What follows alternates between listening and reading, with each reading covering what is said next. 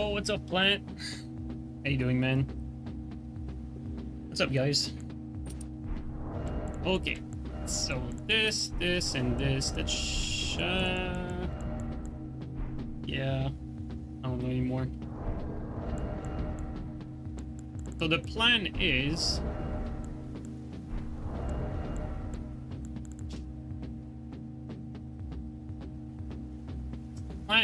to go for full charge R2s. Yo, Mozzarella, how you doing, bro?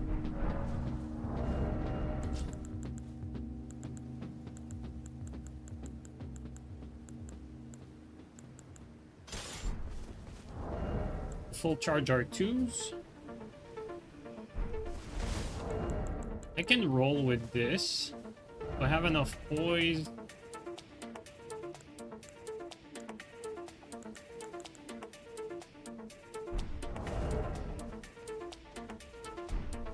Let's just level up Dex real quick.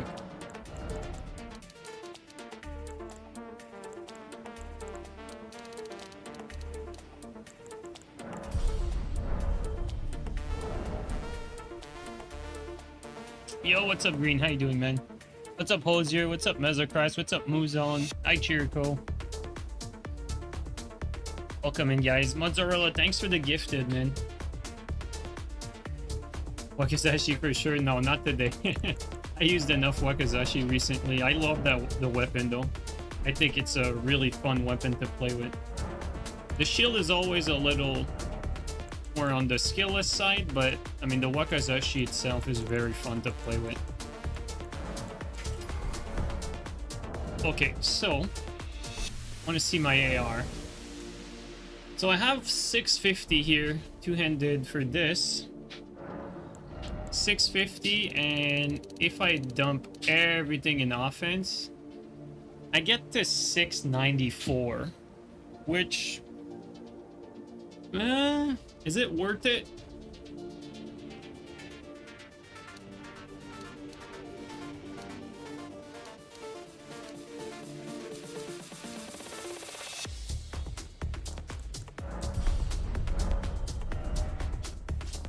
I think I'm gonna go 80 strength, like remove 1 point into vigor.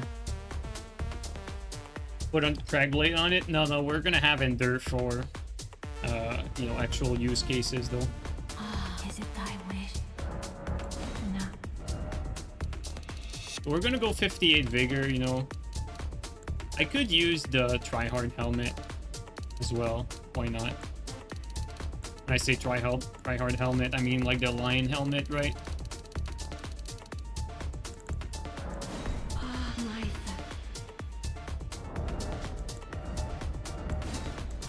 Yep, could use that.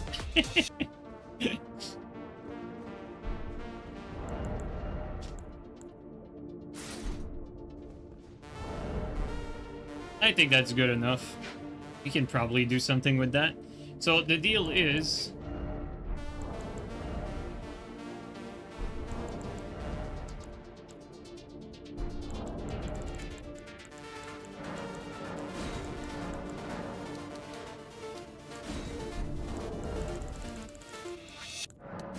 we're gonna want to do like one shots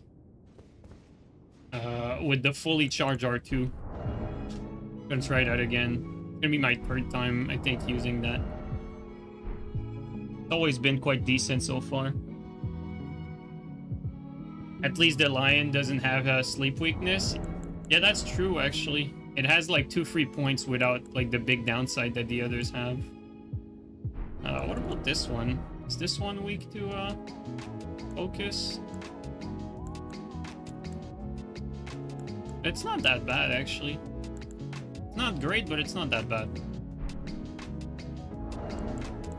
What if I compared this to this? Focus is actually better on yeah, focus is better on solitude. Alright, we're gonna go with this. The only thing I need right now is to set up my big pots. You know, set up my big pots, and then We should be good to go. Technically, I want Blood Boil, but I don't know if Blood Boil is going to be overkill for that. Technically, we're all already like decked out damage-wise. So we're going to see, guys. We're going to see.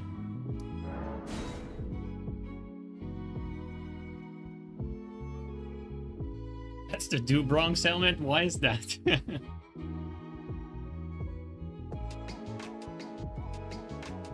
I really don't like this helmet, but you know, gotta optimize the style out of the game. 'Cause technically with this helmet, we're getting back what we sacrificed with Vigor, so it really is like quite strong. Oh yeah, I see what you mean. Because he has that tattoo. Now I get it.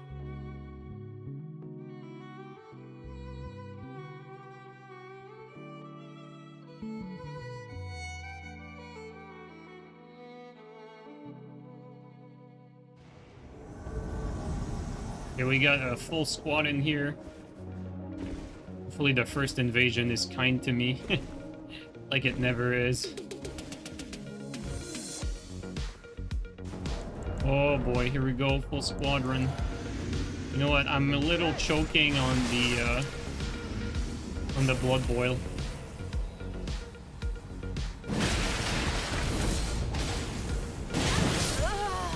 Wow! Big damage.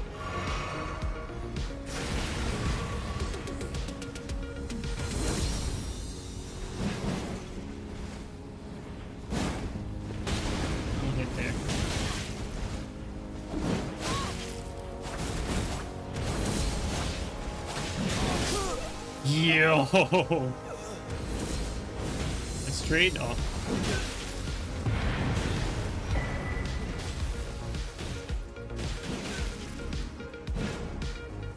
Okay, that was amazing damage though. Like, you can clearly see already the trade potential here.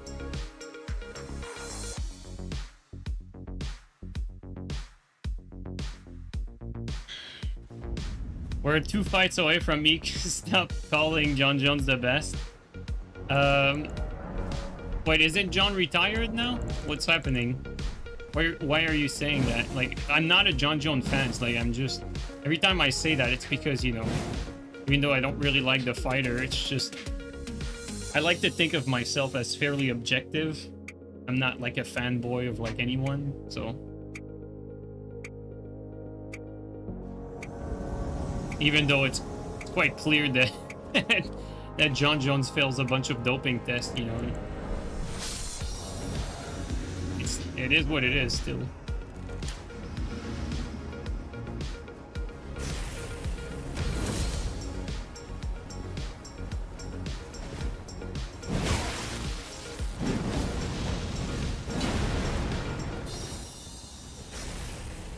It's gonna be hard to get the jump on them when they're both looking at me.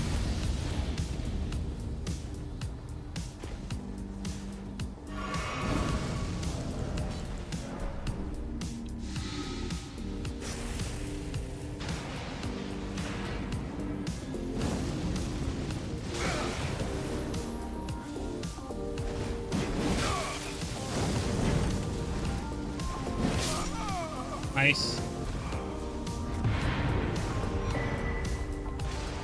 We got the right positioning at that very moment. It made a big difference.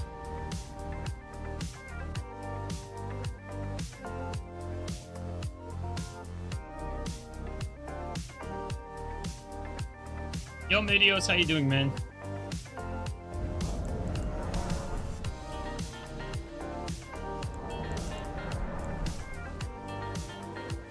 It's because Poatan becomes 3 division champ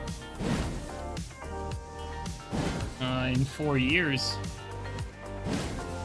Well, I certainly hope so. It would be nice if it's him that does it. Such a fun fighter to watch too.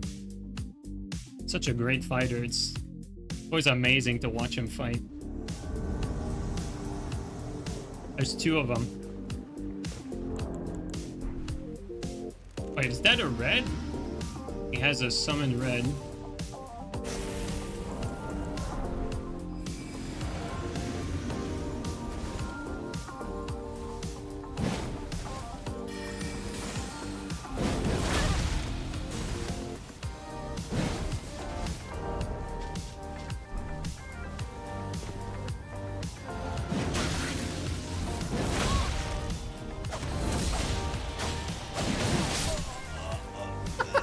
I'm really lucky that these guys just spam into it.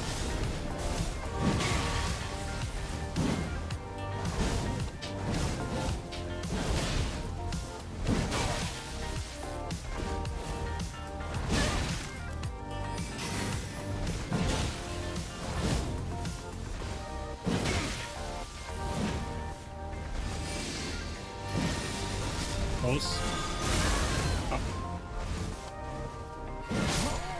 Wrong flask, buddy.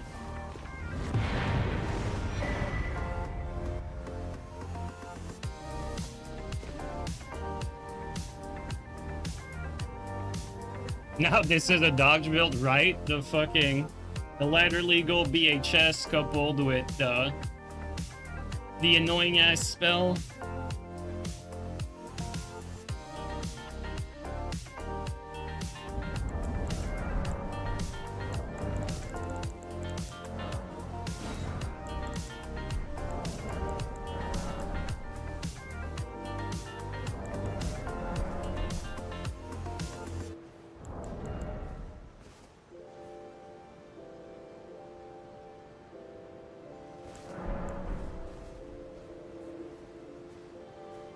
Come on, guys. What about Islam? People will be talking about Pereira and Taporia, but what about Islam? I think Islam is actually better than Taporia and Pereira, guys. Like honestly, because it's like right now, like pound for pound, I think Islam's the best.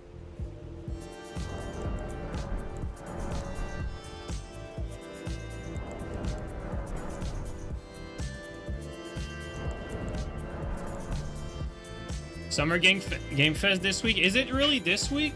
Dude, I'm so glad I have fucking the chat to remind me of these dates because I never pay attention to that shit. Is it Summer Game Fest this week, dude?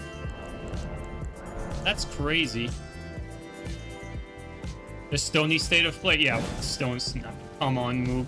Mook, you know better than anyone that nothing's gonna happen in that Sony State of Play. They're gonna announce Astro Bajango and then, you know, they're gonna say that it's the most anticipated game for Sony. Gonna announce Duskblood for PSN. Alright, now we have to watch it. Bloodborne 3, dude. Could you imagine? I've kind of given up on anything that Sony announces, man. But, you know, if you guys want to suffer, you know, like, if you guys actually want to suffer, could stream it. You know, we could waste our time together for however long that is, like an hour, 2 hours. We could just waste our time together watching a terrible event one more time, like we always do. Every time, dude, I can't even remember the last time that I streamed an event where we actually got something that we were waiting for. Like, genuinely, I cannot remember.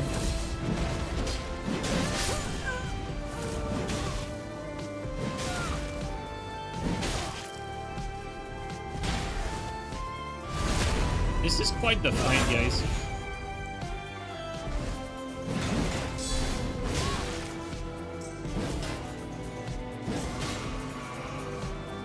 Alright.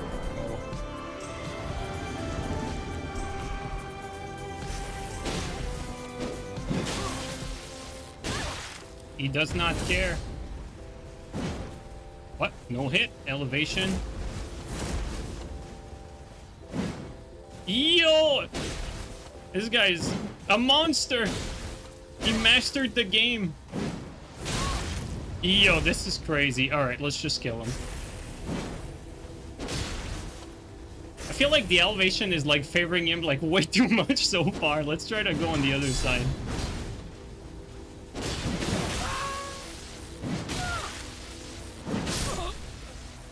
The dude is just like tanking everything like a champion.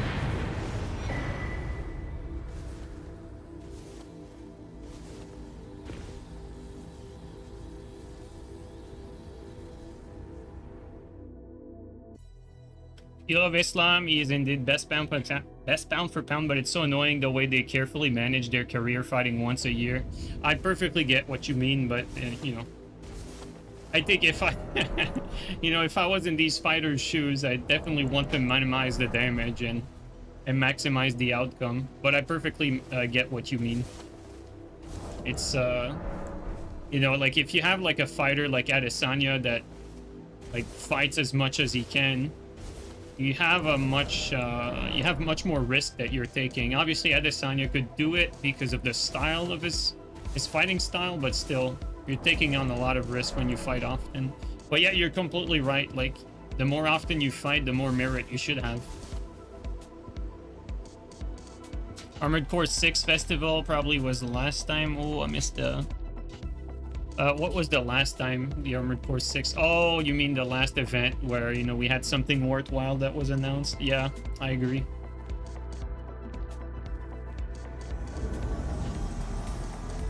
Two players. I really like this map, though. I feel like this map has a good terrain for invasions. These ruined structures actually lend themselves quite well for invasions.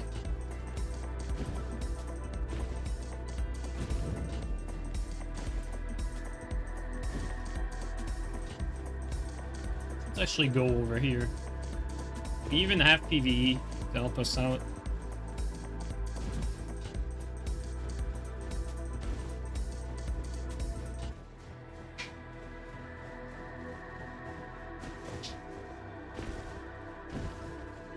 Good jump.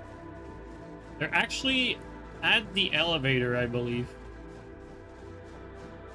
Starting to consider using the Great Bow.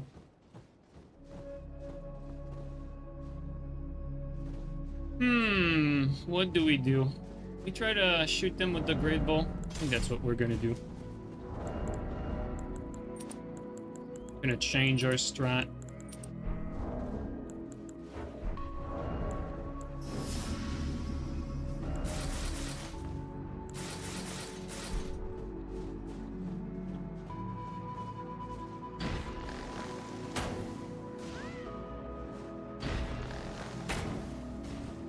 Close.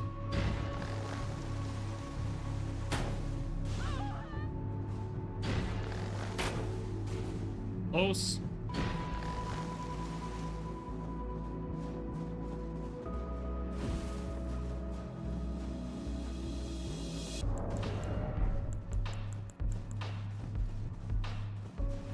I think we're gonna rebubble.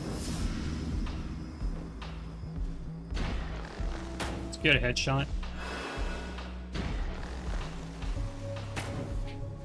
God damn it, elevation.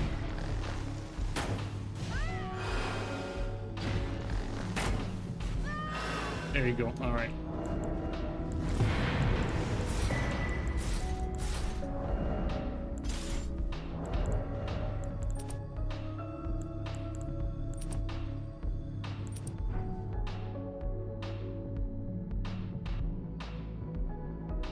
It's crazy how big of a difference it makes to like properly set up for the Great Bow. I remember before I would just pick up the Great Bow and start shooting people, but now that I tried, like, you know, like proper Great Bow setup, like all talismans, you know, like full Rakshasa, Blood Bowl aromatic, it's a massive difference damage-wise. Like, you easily do like twice as much damage.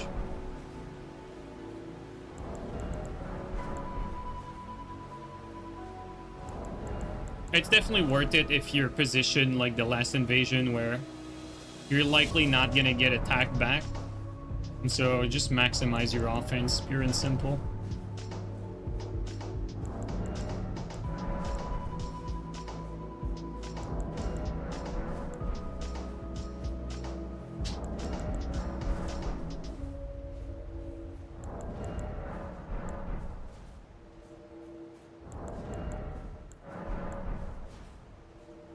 But guys, like on a serious note, like you guys have been talking about, you know, the Sony State of Play and Summer Games Fest.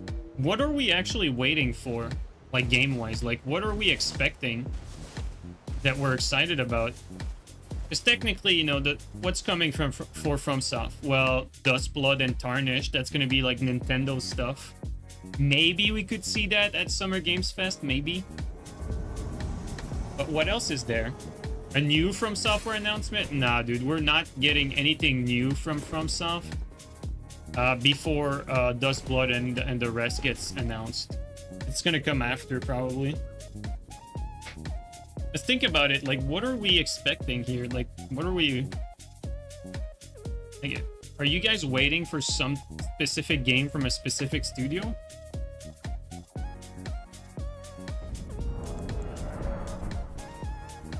AC6 for answer. Looking forward to Mistfall Hunter. One sec, let me Google that real quick. One sec, let me Google that. Mistfall Hunter. Let's see here.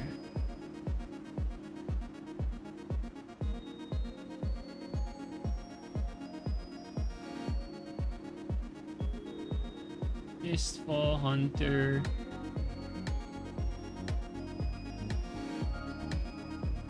That looks interesting, at least from screenshots that I'm looking at.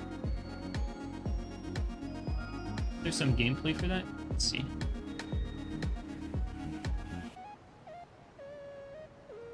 Let me just... Mistfall Hunter.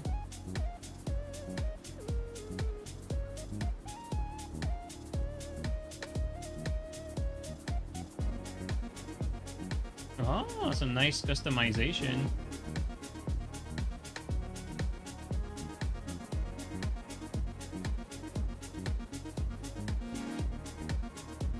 Yeah, it looks like an interesting indie game, honestly. You know what? Thanks for that. I think that's a good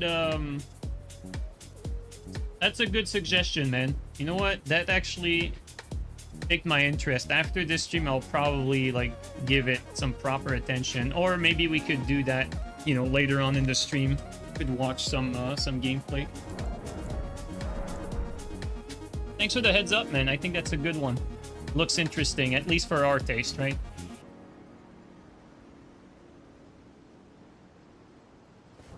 Next playtest is June 14.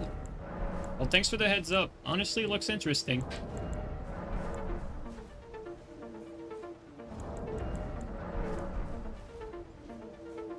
We're so fucking deprived of good Souls-like title. I'd like to give, you know, give the runner a chance, you know?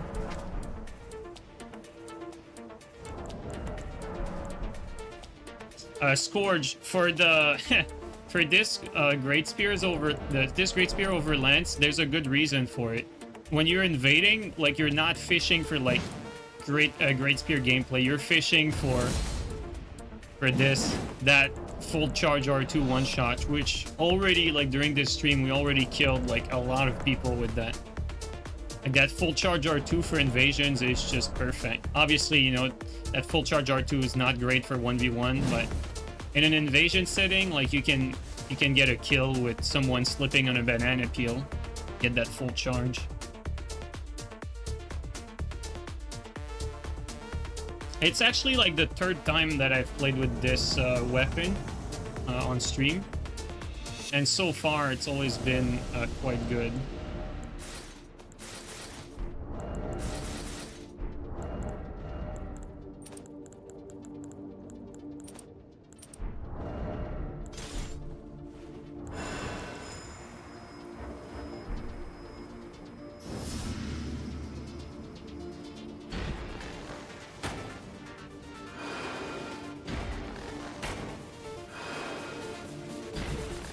How did I keep hitting the other guy and not the one in front? My shots go straight.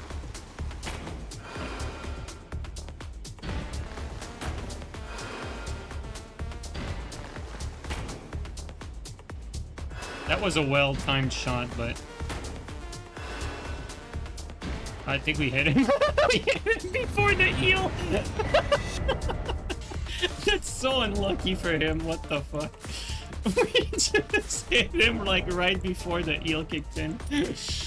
Oh boy. That's an Elden Ring moment if I've ever seen one.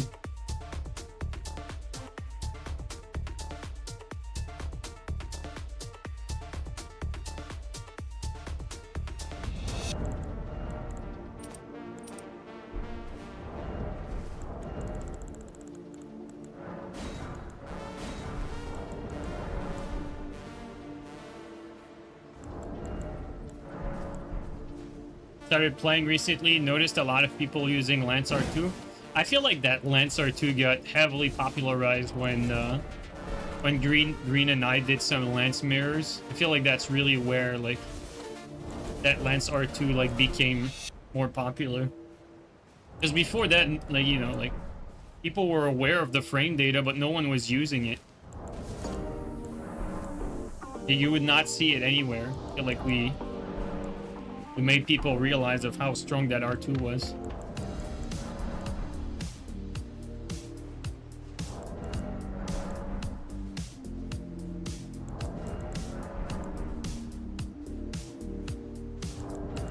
Yeah, Lance R2 is amazing for duels.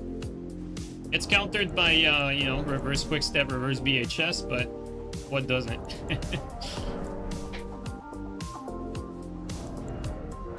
There's really only a few things that don't get countered by reverse quickstep, reverse VHS, and it's like fast attack stuff.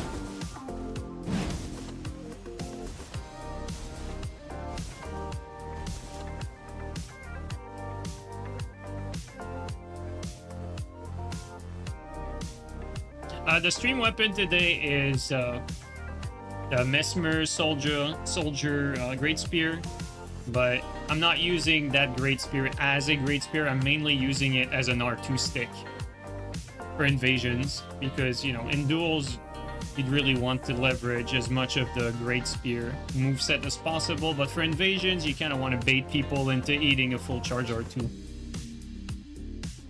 So that's the strat. Ever since I spawned here, I realized that I can actually just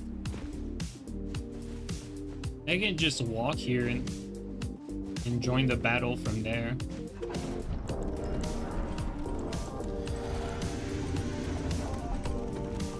I think they're actually in the boss room though. Yeah. They are in the boss room.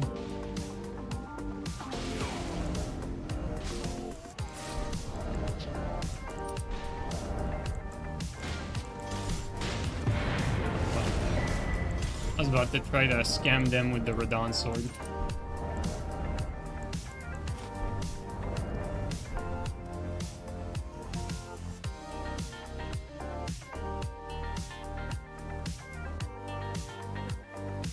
Why Mesmer Soldier Spear in particular? Well, because of the R2. Like, that R2 is unique. Well, unique. There's the tree spear that has it. That's a good question, actually, because I don't even know, like, let's say on an optimal build, which one does the most damage between Tree Spear and Mesmer? On an optimal build, right? Like, let's say you have 150 point allocation. Which one would actually do most damage? One thing that the Tree Spear cannot do is you cannot endure into that, so that's a disadvantage for invasions. Not being able to have your Ash of War is kind of a big deal. So I think by default, Tree Spear loses that argument just because it doesn't have an Ash.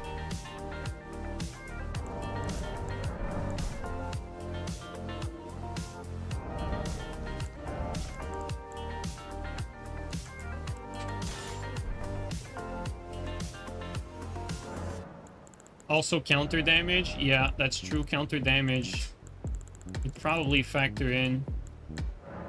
But the Tree Spear would have the bundle advantage, right?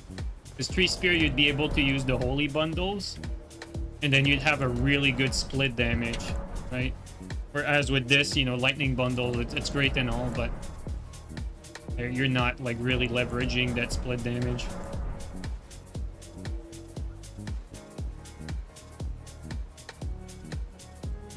Can't win with trade because the counter damage gets wasted on the first part. I mean, it depends, because you could technically hit someone on the second part and not the first part. Like, you're thinking of like a clean situation where you only hit your opponent you know, with this specific full charge R2. You have to look at it in different situations. Like, even though you're fishing for that full charge R2, you're still gonna hit people with the, you know, the jumping attack, the running, you name it. And so I think by default, because you have the Ash of War on Mesmer, I think it's better just because of that. But, you know, the Tree Spear has that damage with bundle. It has that extra length on top of that. So for 1v1, I think the Tree Spear is definitely has some argument. Although, you know, if for 1v1, technically, I think you might prefer having Flame Strike over any of the benefit that Tree Spear gives you.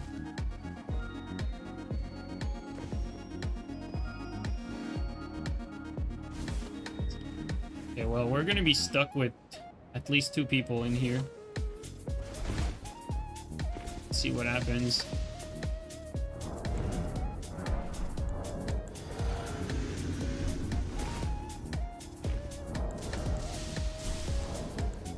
Might actually be down. Maybe they jump down. Yeah. Let's see here.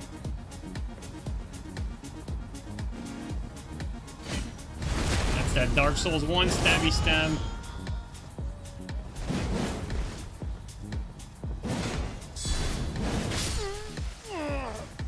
The host drop? Oh, he's on the other side. Alright.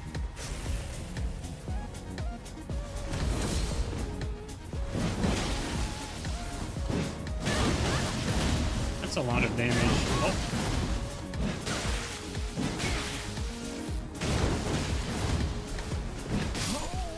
I didn't think he would still do it out of its stun, but he did it 3 times in a row. Always have to be mindful of these guys. He did a lot of damage though, that host, with the spin. I mean, he had this set up for max like feet damage, but can't underestimate the chicken feet.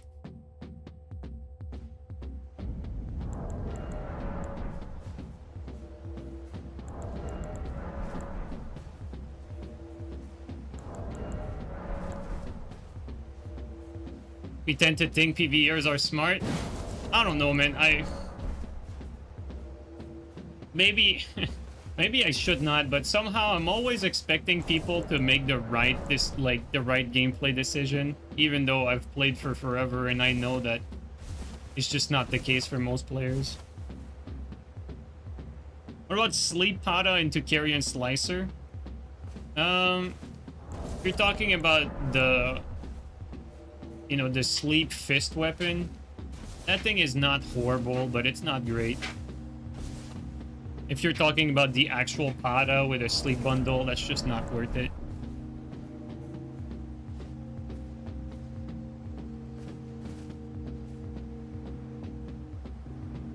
Like, for the most part, the sleep build-up is not really relevant on pretty much anything in this game, except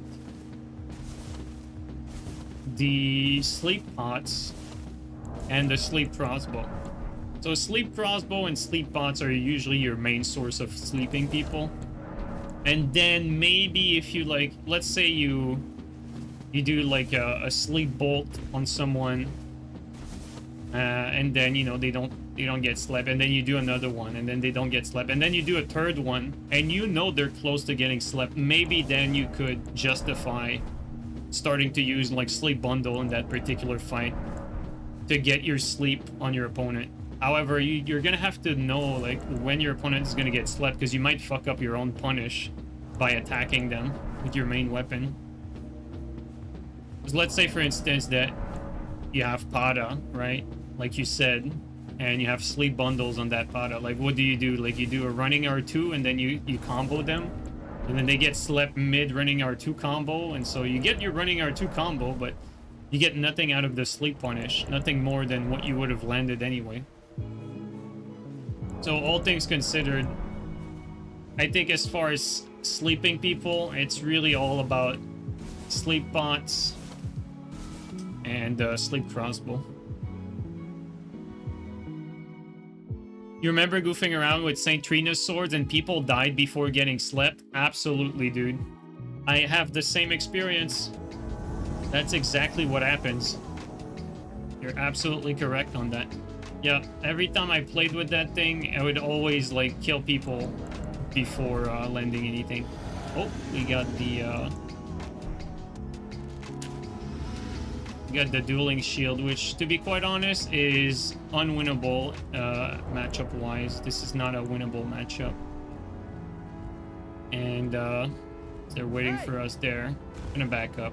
I have to use the level a little bit.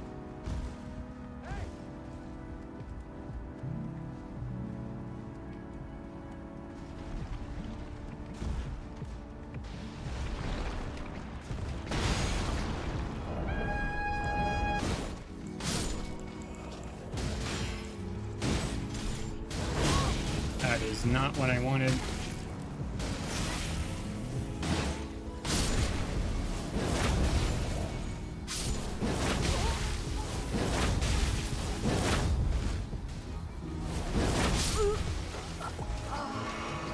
That works.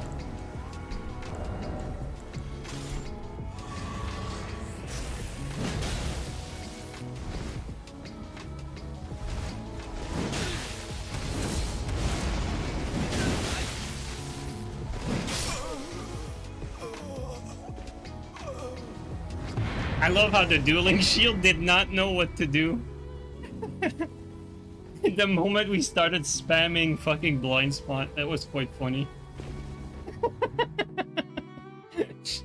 Like, the dueling shield is just such a brain-dead weapon that you just throw out, like, you spam an attack that goes through shield and then the guy just doesn't know what to do anymore. That's just funny. Like, when brain dead meets brain dead. Quite the interaction.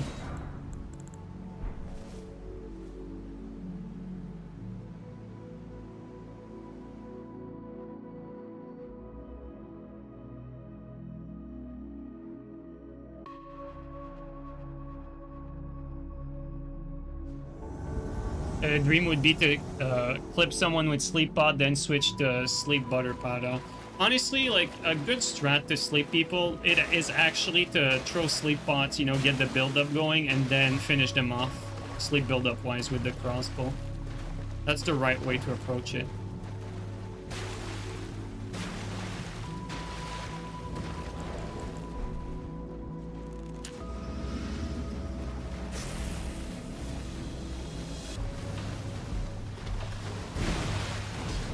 Careful about the host. Can't get my eyes off of you.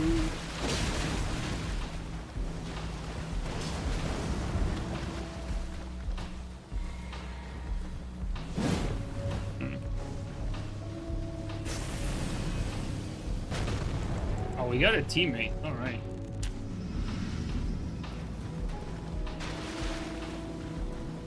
Like these guys, I feel like we don't really need a teammate here.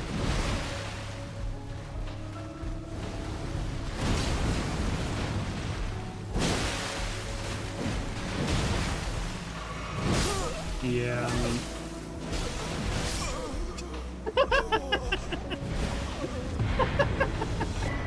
mean... Dude got deleted.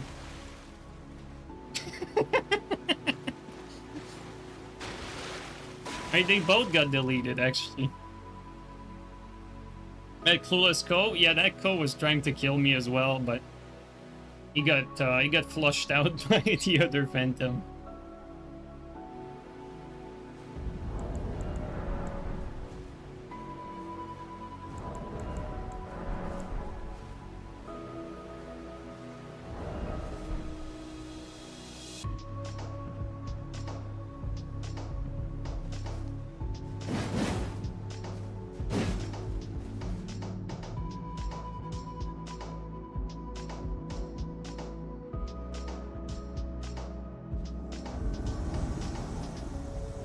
They're probably above.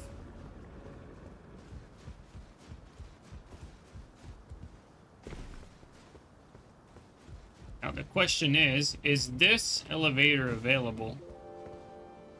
It never is.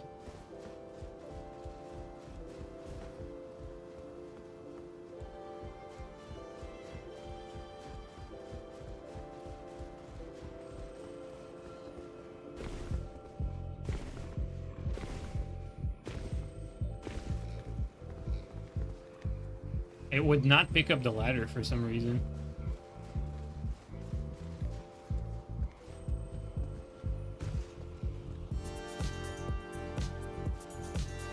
They're technically above us.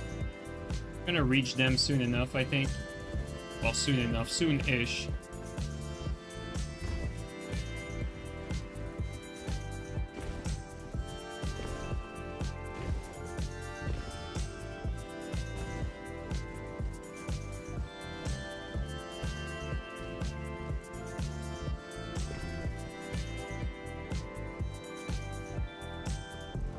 You know what, guys? I am tempted.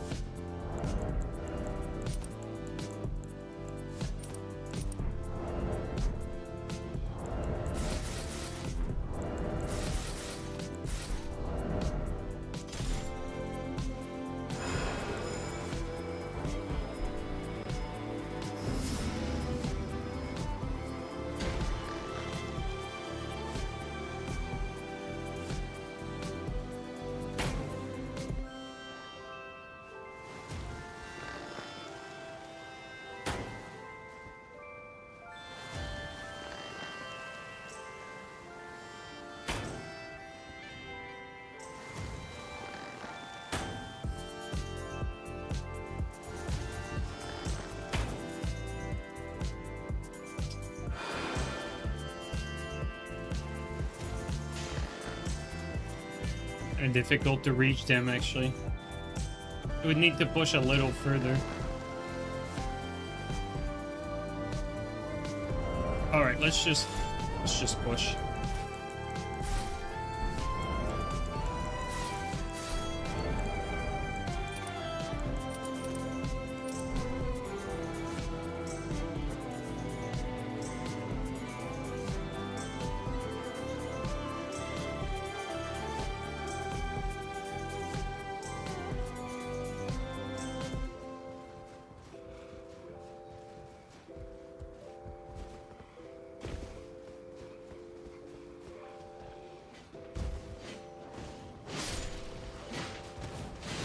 And now they're like under me.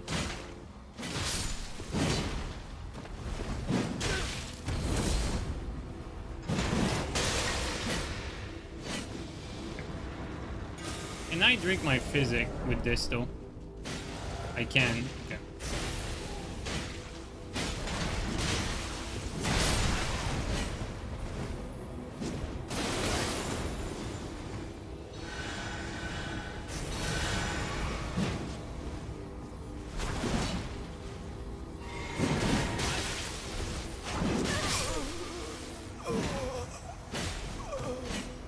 All right.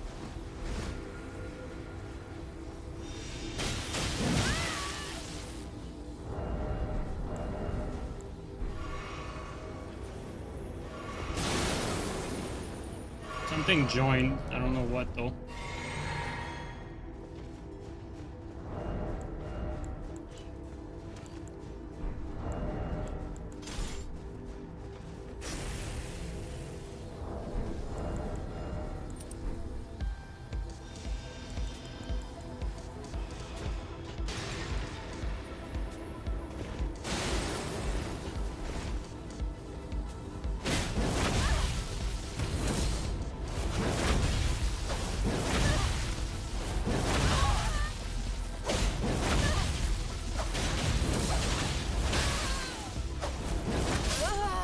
Great fight, dude. Really good fight.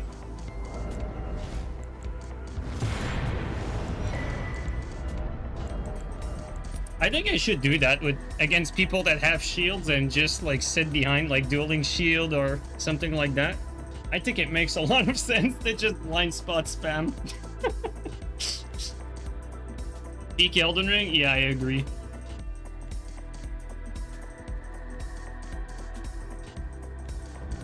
was quite the gaming segment.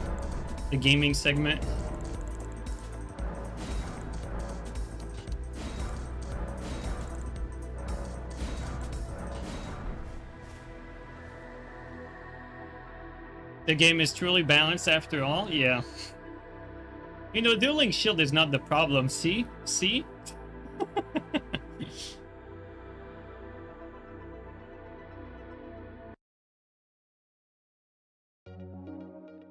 I don't know, Mazochrist. I have not even tried to use like blind. I think that was like one of the first time I used blind spot against dueling shield.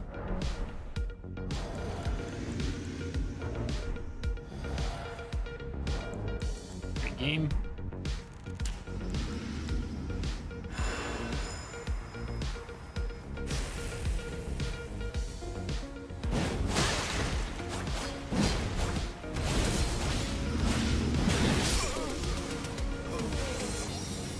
Oh, this blue was not on my radar.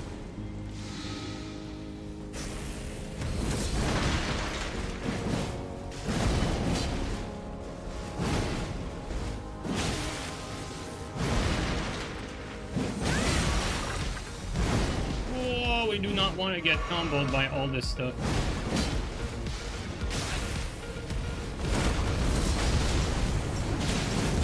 Close.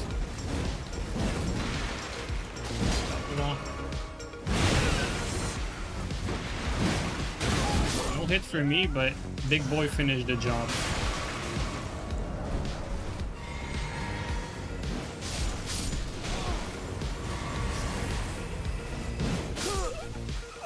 Nice.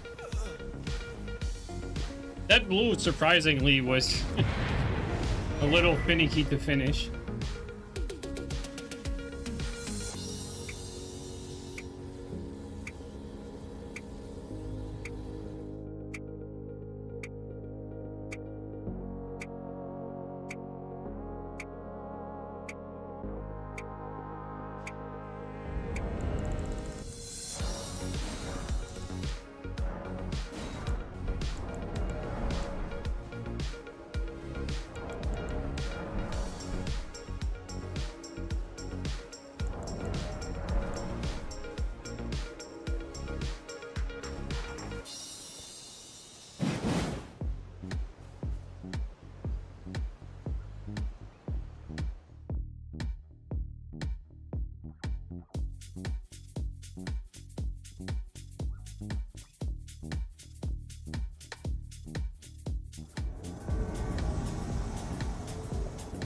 Oh, he's by himself.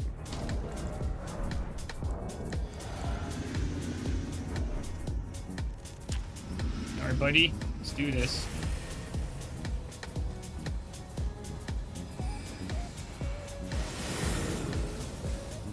A good strategy, you know. Create a cloud of confusion.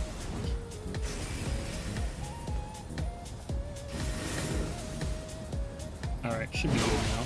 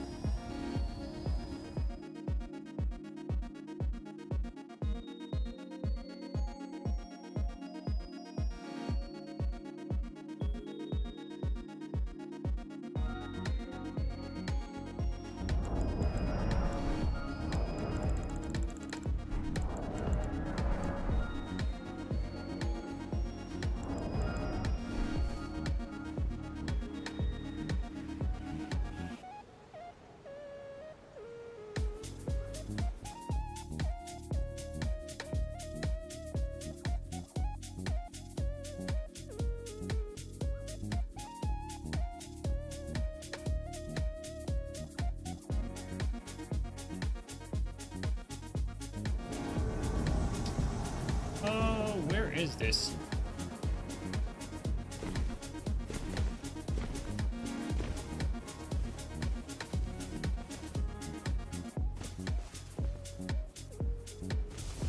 Actually, still don't know where this is.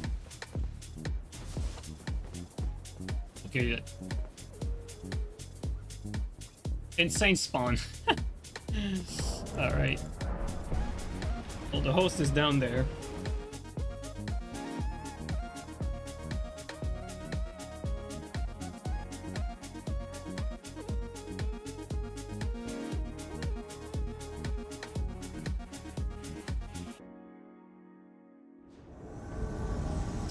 Another great spawn.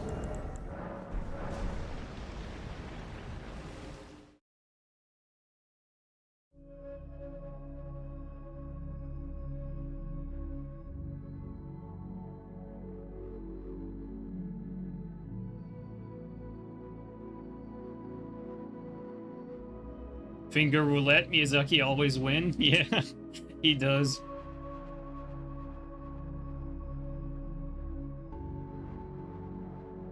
Come on, game. Oh, oh. I think we got it.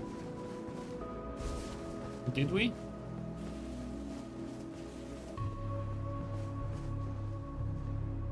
Yeah, I think we did.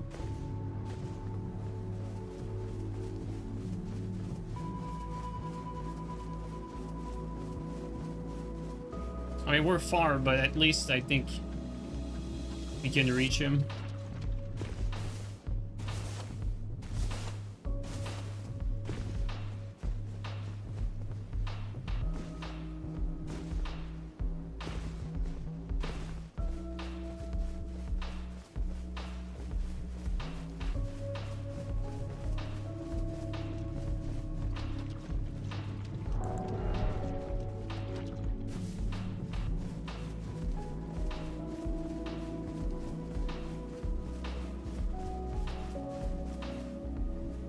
Of course, by the time we reach the host, Blue's in there. There's an eagle stuck in the floor.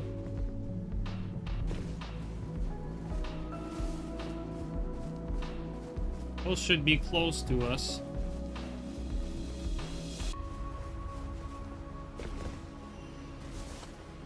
There are two blues? There's two blues, dude. What the hell?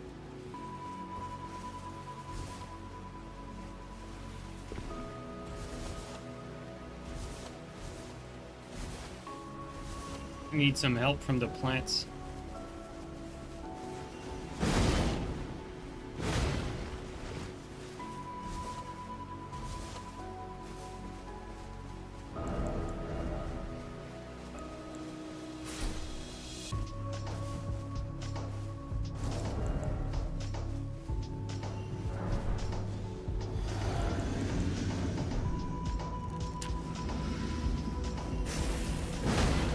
Come on, game. The input there. I think it's because of the pivot. At least this guy doesn't have too much HP, but this one guy with the claws is going to be a problem. These claws do a lot.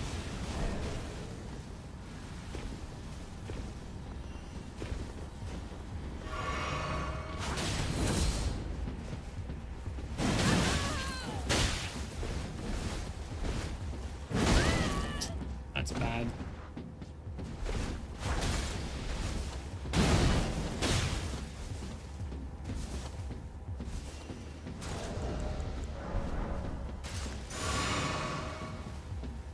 Do I have any sort of support over here? I don't think we can attack back right now. Do we have a bunch of little guys? Okay, nice. We have the little guys army. Nice. We got the counter hit there.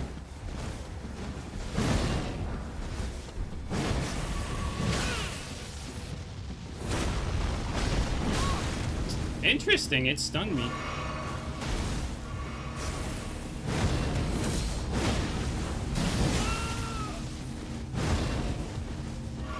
Little guys there's a bunch of them. They're for sure going to help.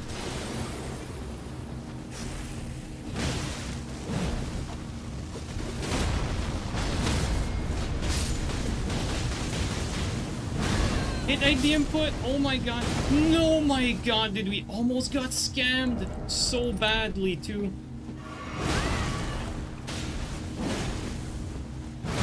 Oh my god, bro, we keep getting scammed. Holy shit, like the elevation is almost killing us.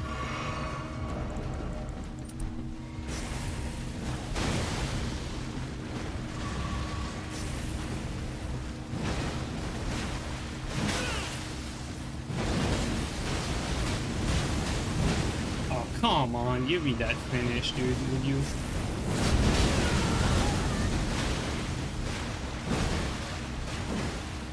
This is crazy, guys.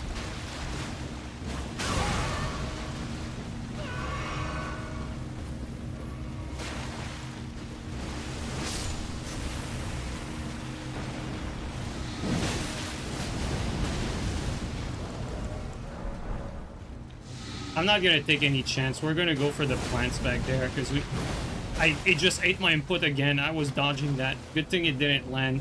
Dude, I keep getting scammed by this shit game. It's so inconsistent.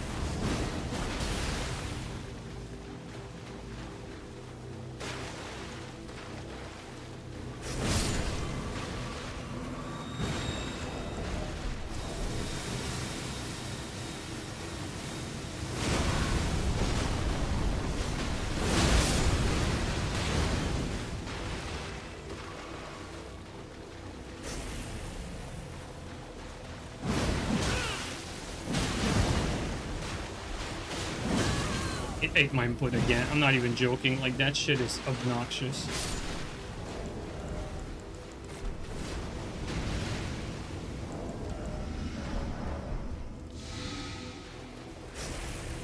It's crazy how much I'm getting scammed because the game is just really inconsistent.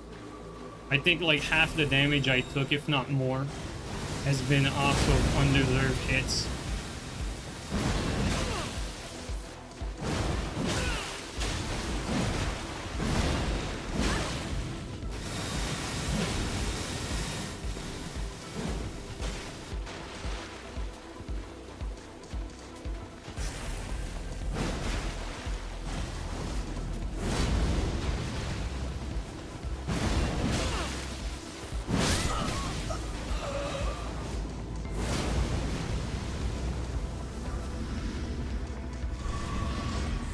Finally.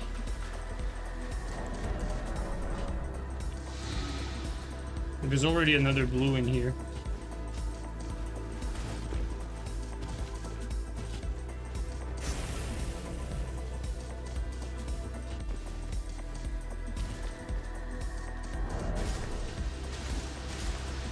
Come on, little guys. Kill him.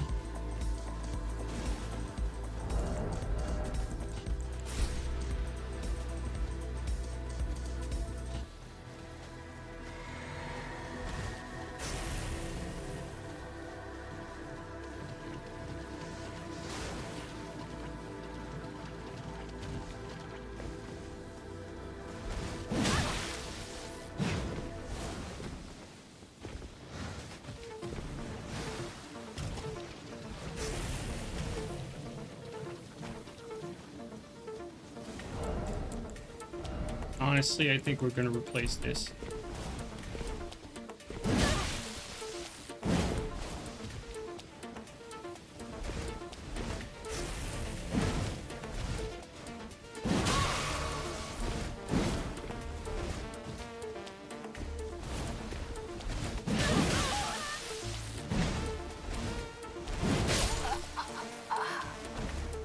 I love how the red is coming like at the very end of the invasion when it's actually over. This game.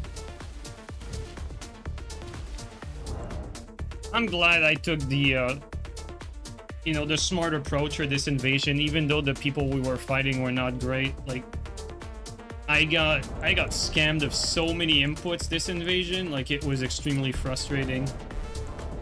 Like, there's a bunch of times where I dodge and nothing came out. It was especially outrageous, this invasion.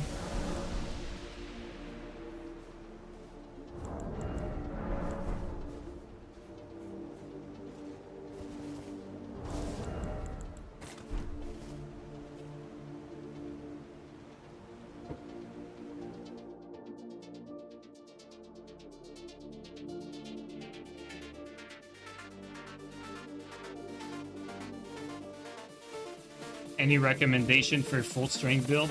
Honestly, you can use pretty much almost anything in the game. You can use it on like almost any build. Like, it's not like previous Souls games where, like, you know, this weapon was specifically really, really good for, you know, a specific build type. Like, as long as you have the weapon requirement, like, you can use pretty much anything on any build.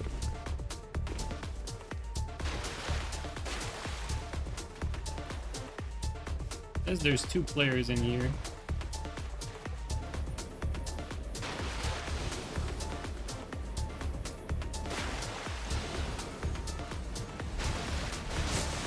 Okay.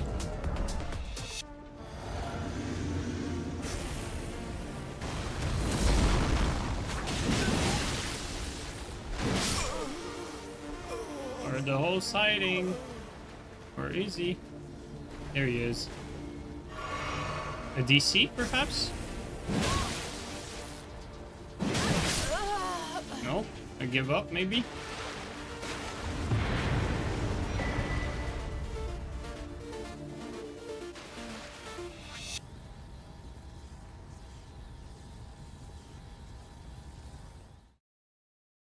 Yo, Artorias, how you doing, man?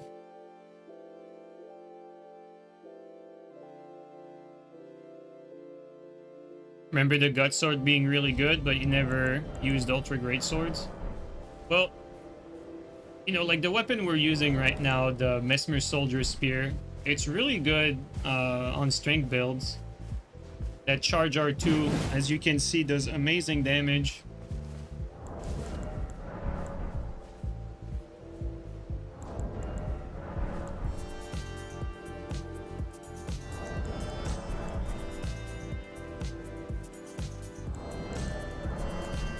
But like I said, like, you know, if you ask for like what are the like a good strength build weapons, like strength build has so many good weapons to choose from. You know, like if you want to go massive try hard, you have Clean Rot and Pada. You know, if you want to go like try hard but not as hard, you have like, you know, you can use Lance, you can use like Starfist. You know, there's really a bunch of things. You can use Shamshir, you can use two-handed Milady. Warp Tax, amazing weapon for invasions and PvE as well. You can even use like two-handed Twin Blades, two-handed Sight, Stone Club, you know, Sword Lance. There's just a bunch to choose from. Even Great Katana, you know. Like, the list goes on and on. It can pretty much use anything. And ironically, 99% of infusible weapons, yeah, pretty much. Like, you know, name a great sword, you can use it. Name a great hammer, you can use it. Name an axe, you can use it, you know. The only exceptions are the weapons that are uninfusable. Those have their specific, like, build requirement. But any weapon that's infusible, like, if you two-handed, it should do well on strength. That's how it goes.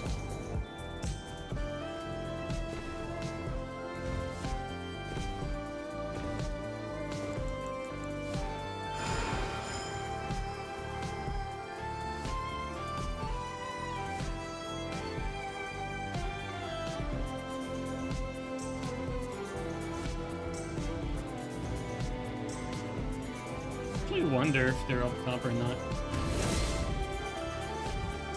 Doesn't look like they are. Looks like they went down. They went down here.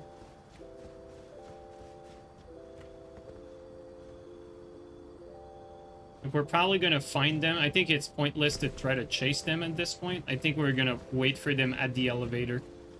I think that's the correct move here.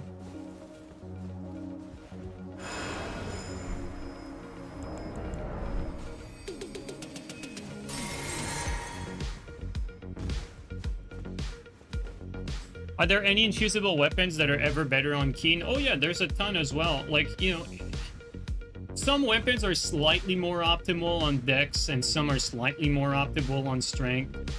Usually, you know, as a rule of thumb, it's not always the case, but usually your Strength weapons will be better two-handed, and your keen weapons will be better power stance. Usually. It's not always the case. Like, for instance, if you're trying to use Great Lance on a dex build, it's still gonna have more damage heavy than keen. Let's try to... Bro! Don't send an empty elevator!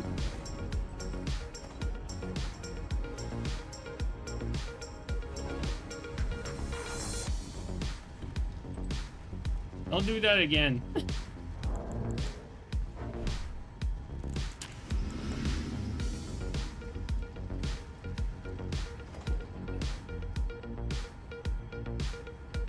Oh, look at them. There's a bunch of them.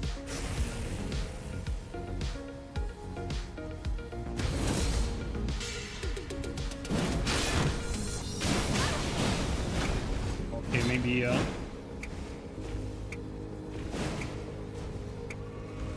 maybe not.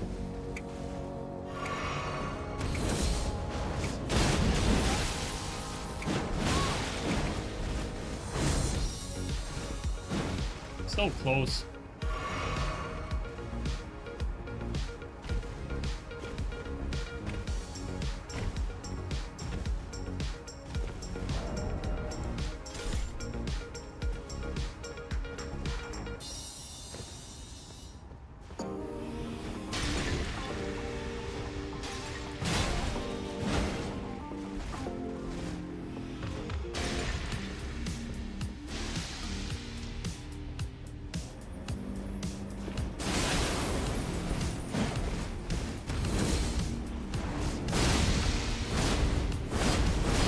You know what? Let's go down.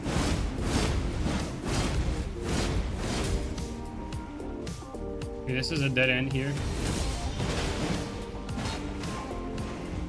I know there's some PvE here that we saw earlier. I got that by accident.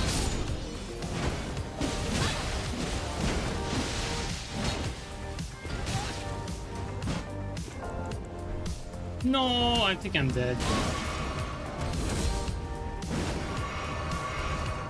Dude, we almost got scammed by the stupid misinput.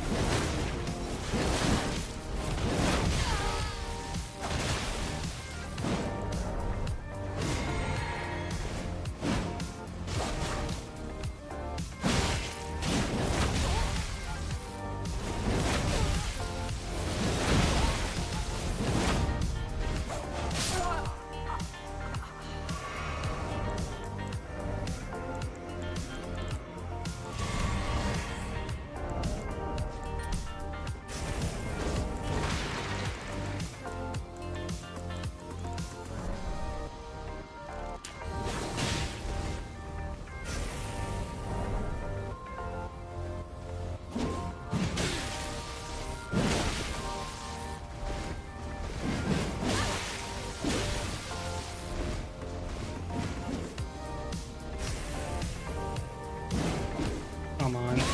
Come on. You gotta be kidding me. Careful, there's another blue in there now.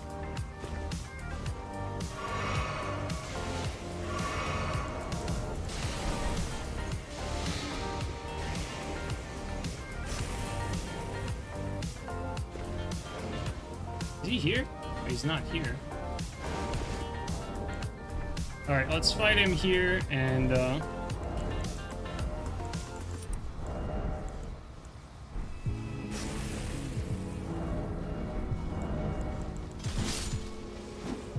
use the flame strike.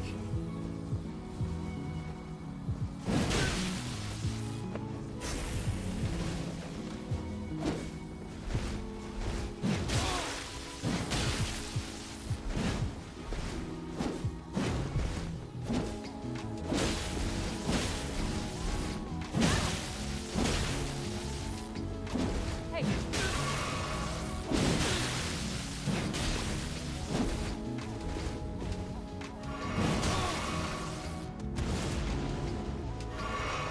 Out of healings.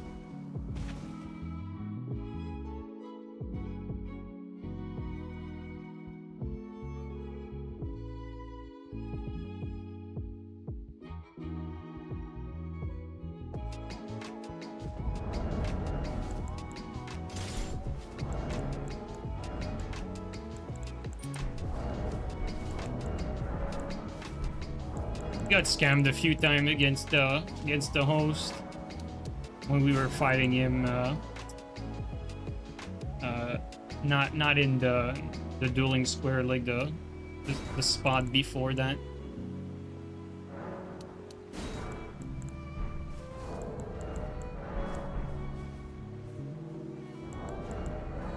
I was also forced to heal because he had his physic and I didn't. 'Cause I was getting ganked prior to that.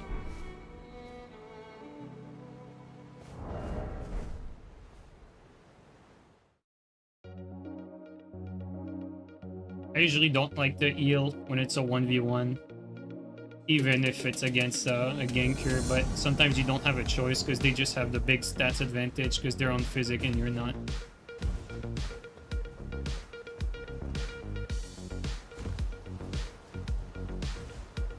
I feel like it could be in here.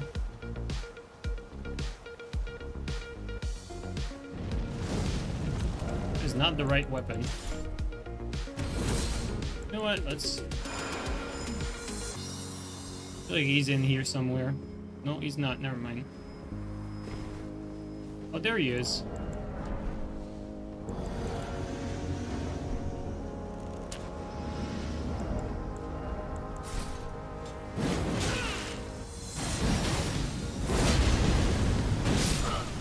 Okay, well, he didn't really make a lot of effort at dodging my attacks.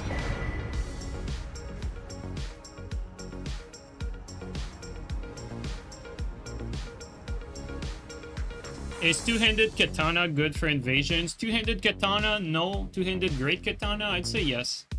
Two-handed great cat is a good invasion weapon. It does enough damage to finish people off quickly, has enough forward momentum to chase people down. You can definitely make it work. Especially if you tune your build specifically for your weapon. It's one thing to use a weapon on your build, and it's another thing to optimize your build for a weapon. Like, if you squeeze every stats that you can for a specific weapon, it's gonna do a lot better.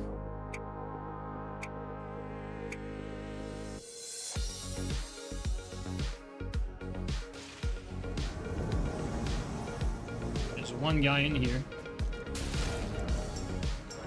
Oh shit.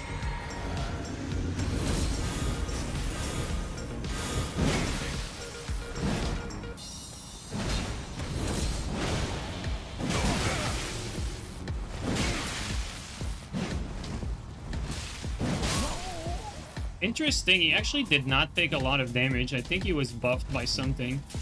I had a lot of defense.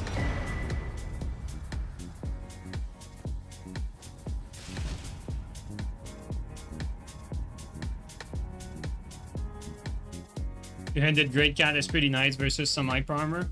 I think Great Cat is a really good weapon. It's just that it gets hard countered by like you know, like TS hard counters it, and it has like a lot of tough matchups. And when you're fighting a good player, you know, you're gonna have a hard time roll catching them. But good thing with Great Cat is whether you're talking about the Great Cat or the Rakshasa, you know, you can put Flame Strike on your Great Cat, and then Rakshasa has that really good Ash, so at least there's that. But personally, like for Rakshasa, I prefer to use it as a swap rather than the main weapon. It's just a very good swap because you get that rare like running attack with hyper armor. Like there's really nothing else in the game that really offers that. Like of course you could swap to like a Colossal to get a running attack with hyper armor, but obviously not the same type of like recovery forward momentum as like a Rakshasa would give you. I feel like Rakshasa swap is like one of the better swap because you can swap to it for the running attack and for the Ash of War. Great Cat on low lat is one of the least scary weapon for you. Yeah, that makes sense. I think I agree with that. Like on low lat, on high lat it can be dangerous because high lat Great Cat wins a lot of trades. Like it does a lot of damage. And you can have some pretty good like status build with Great Cat as well, so you can build up like either poison or bleed quite quickly with a Great Cat, unlike an arcane build. And then once you're forced to trade with the Great Katana, like usually the Great Cat will out trade whatever you're using, so you have to be careful. But I think if you were to use Great Katana for duels, I think I would go with like a poison version of Great Cat, like you know, like Great Cat with like poison mist, and then after you have poison mist, you switch to like flame strike physical. And then for invasions, I think you'd go for a Great Cat that's more focused on damage and bleed, probably for invasions. For invasions, honestly, you could even go for 2 Great Katanas, because like we did that a few streams ago. Tried Dex build with double Great Katana. They could 2-shot. Like, and because the Rakshasa gives hyper armor, you could have the L2 moveset with hyper armor. So you had access to like a double Great Cat running attack with hyper armor, which does massive damage. So yeah, all things considered, I think Great Cat is a really good weapon. It's not good at everything, but if you really wanted to make it work, even in 1v1, you can definitely make it work with poison, for sure, for sure.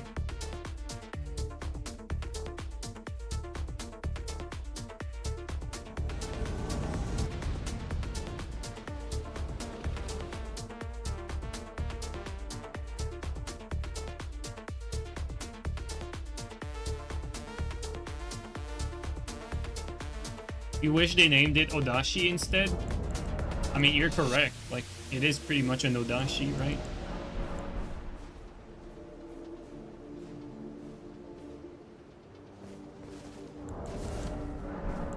Yeah, offhand Rakshasa is actually a very popular choice for duels, because there's not a lot of weapons in this game that give you hyper armor one-handed. The only thing is like colossal weapons and the Rakshasa, and Rakshasa is just like better overall than one-handed colossals. So more often than not, if someone's looking to get hyper armor in the offhand, they'll go for Rakshasa.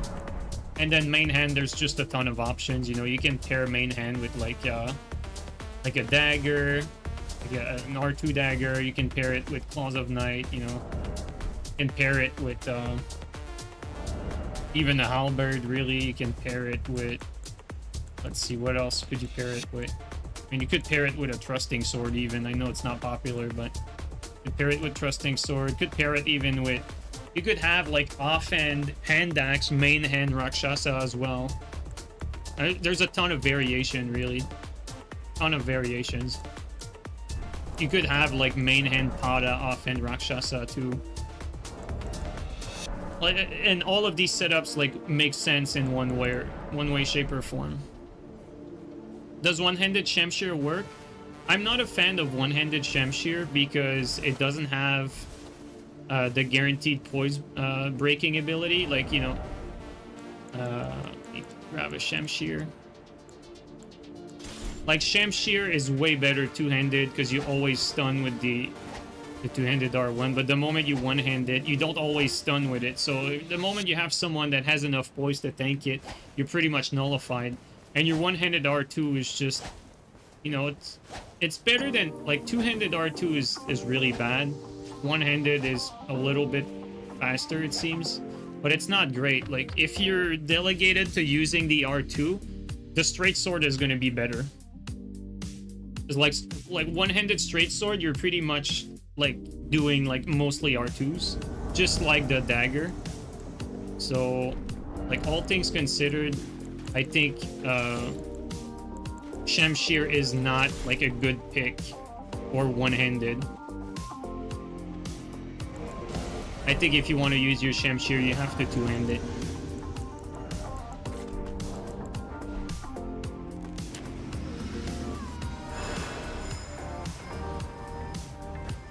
It says there's 3 of them. Let's be careful. There's 3 of them, but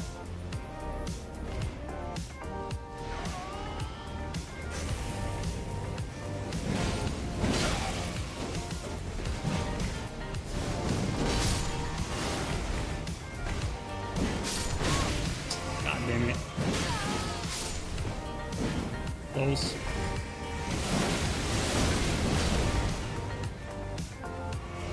Oh my god, I ate the input there. I dropped. Let's move out of here.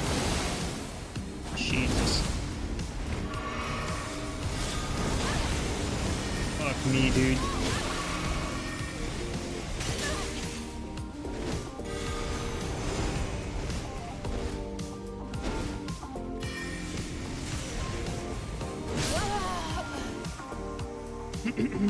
It's so unfortunate. The moment you don't have PvE to like split the aggro, you're kind of fucked there.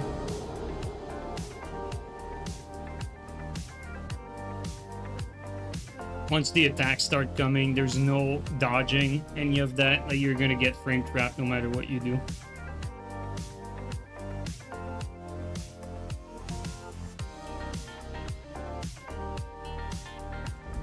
Oh, Surf, thanks for the resub for 6 months, man. Really appreciate that.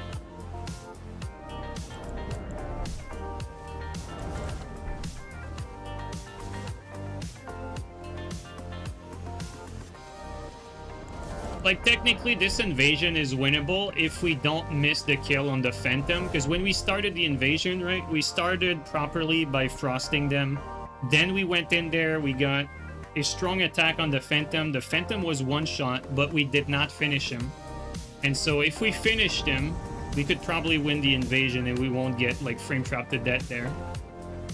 But you know, you can't win them all. It's just how it is.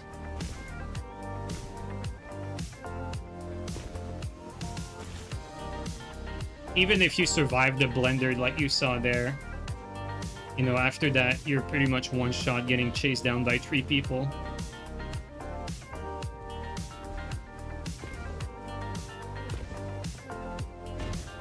Yo, Isham, thanks for the Prime resub for 20 months, man. Really appreciate.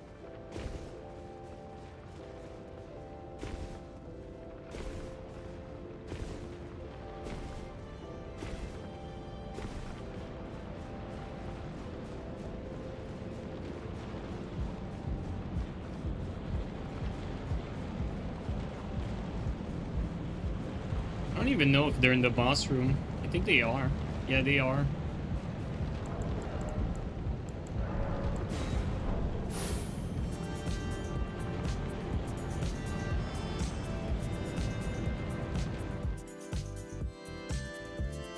The mage is what makes it impossible in that moment. Yeah, Elden Ring is just a ranged projectile spam fest game. So the only way you deal with that is with cover. And I was in a corner when I got on the back foot, so. And it's also, you know, it's always easier to find solutions in hindsight, but have to keep in mind, like, you know, even if you've been playing the game for years, like every encounter is like in slightly different location, slightly different spots.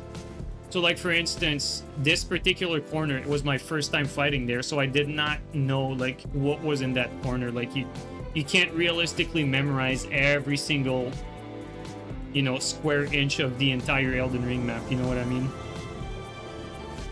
So like at some point you're gonna get caught flat-footed in a specific location that you never really played in. Even if you know the map like in general, you might not know like this specific spot of the map.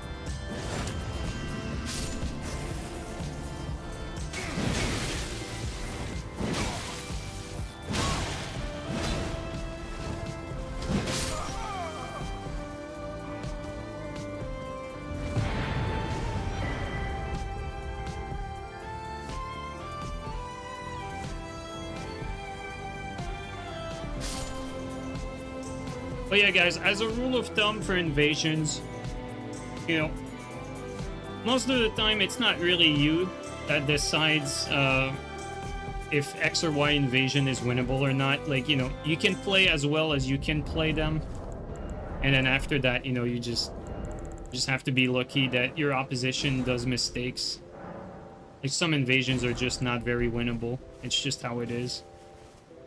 And then after that, you know, you want to at least prepare yourself for the winnable ones and have a strategy, a setup, and a character that's basically ready to take on most situations that you can think about. So like for instance here today, obviously like for me, like I'm not going for like winning every invasion because, you know, I do like different weapons every stream, right? So the goal for the most part is always to showcase stuff.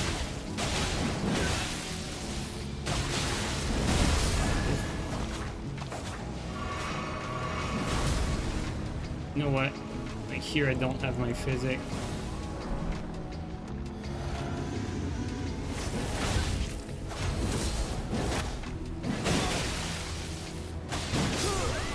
Okay.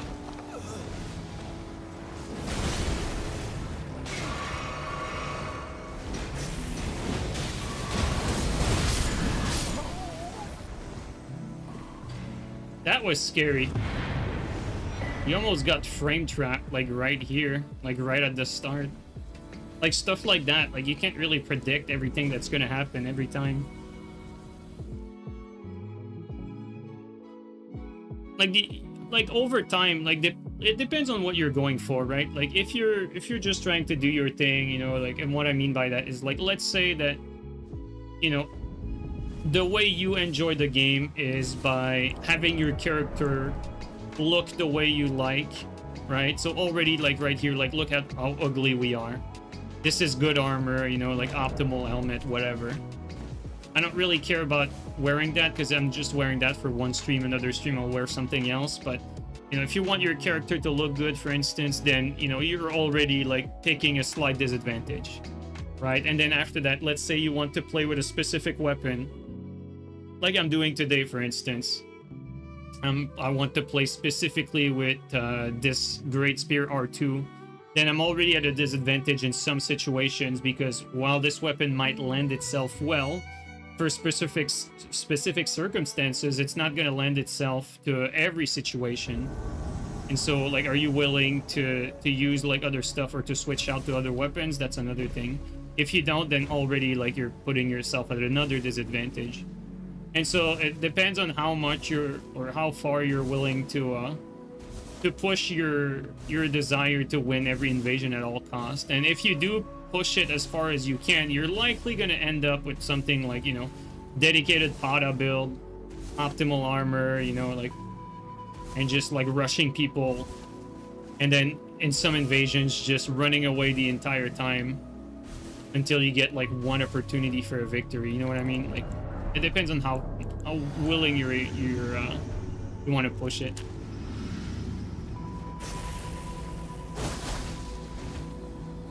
Oh ho ho.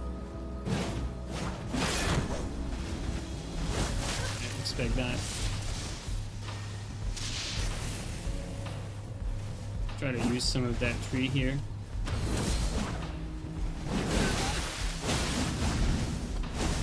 Do a running R2, finish him. There you go.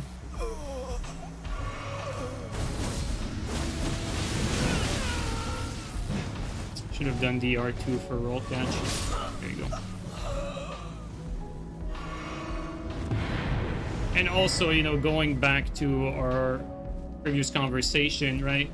Depending on which weapon you want to use, well, maybe the weapon you want to use is good for 1v1, or maybe it's not, or maybe the weapon you want to use is good for invasions and maybe it's not, right? Like for instance, maybe the weapon that you want to use has a low damage output, like it does low damage. Already, like, you're at a massive disadvantage if your weapon has low damage, because in invasions it's all about that big burst damage. You want to leverage the small window of opportunity that you have to deal as much damage as you can in that short, like, time span.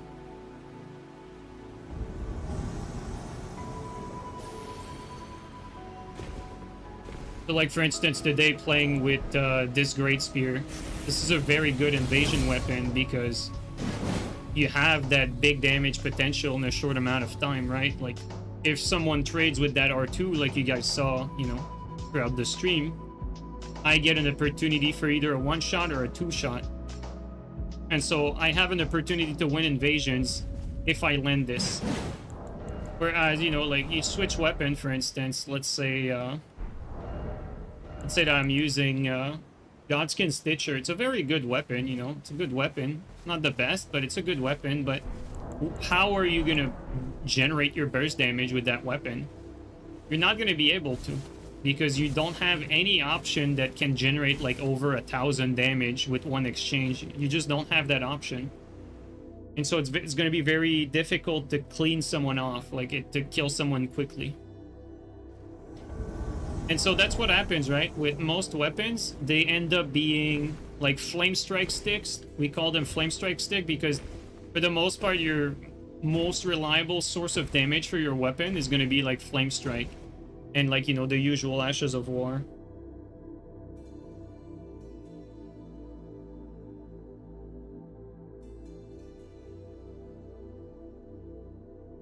I love the expression on the helmet. Just seems happy to be there.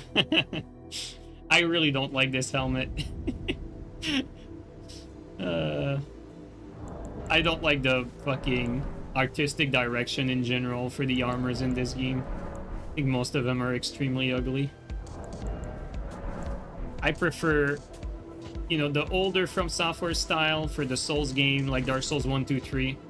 I love the fashion in Dark Souls 1, 2, 3 because most of the armors are historically inspired, you know.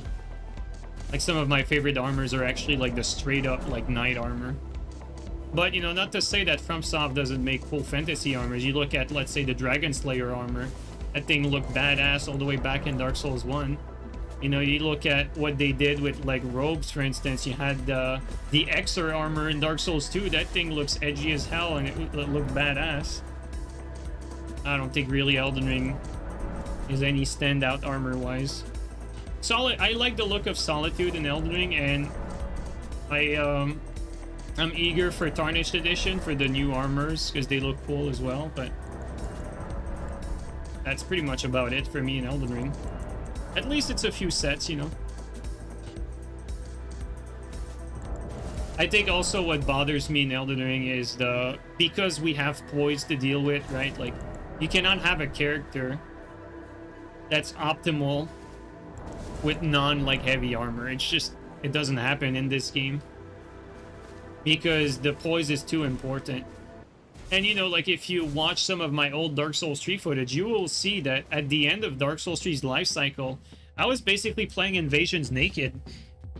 Why? Not because, you know, not because of some weird reason. It's because at the end of Dark Souls 3, like, I came to the conclusion that being able to light roll and having the Flint ring for extra damage gave me like the best outcome of winning like 1v3 or 1v2 situations. For 1v1, I'd swap to heavy gear, but for one versus multiple people, I preferred like light gear to be able to get away from people and to generate more damage.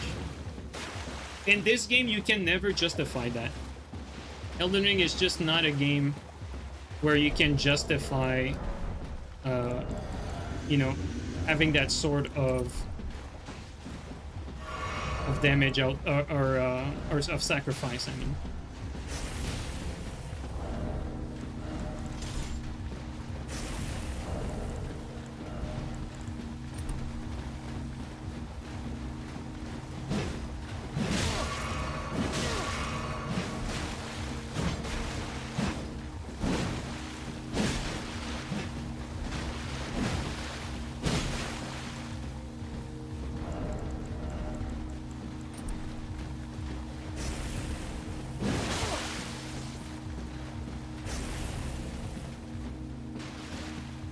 Where are we going? Is that a TS?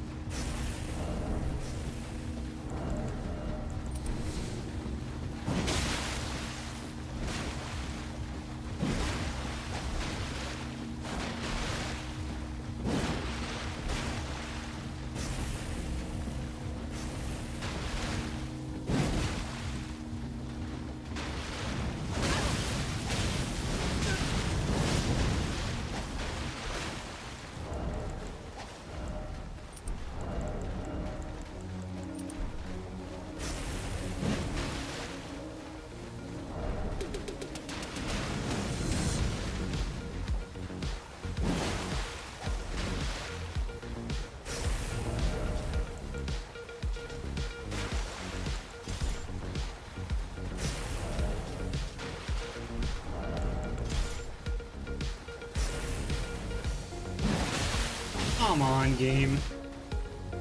I mean, sometimes this game is good at scamming you.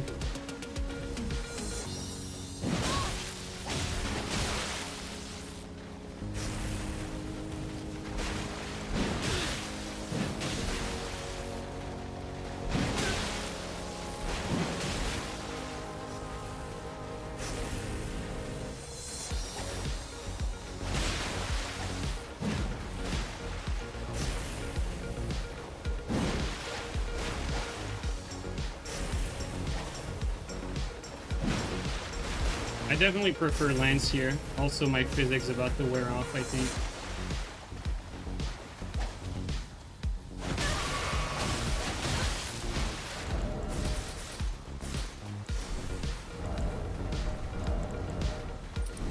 Definitely wins that matchup, that's for sure.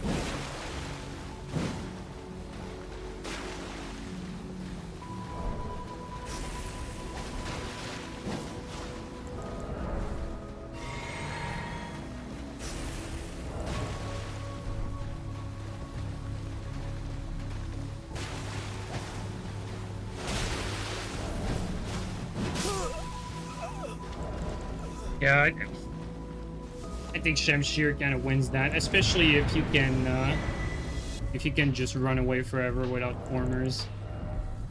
Again, fortunately, like a patient Shamshir has the edge there.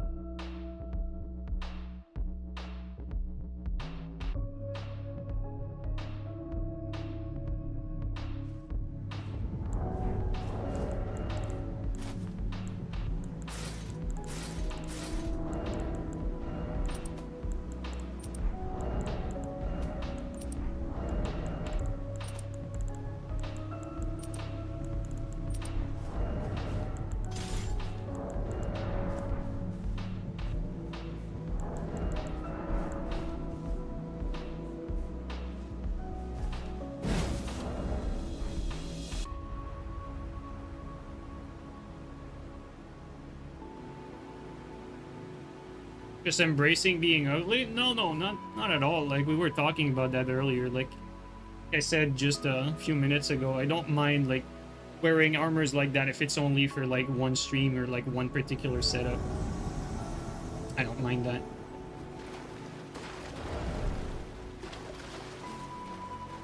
Hey.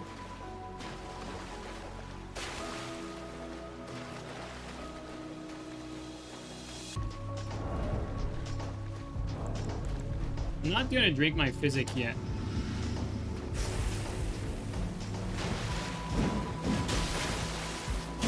Whoa, I didn't have a choice to dodge there.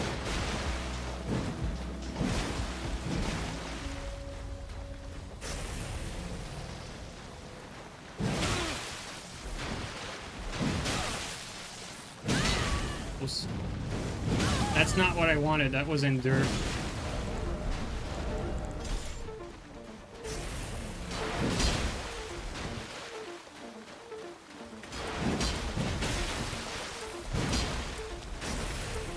Might actually lose on the trade. Because I thought I had endure and I did not.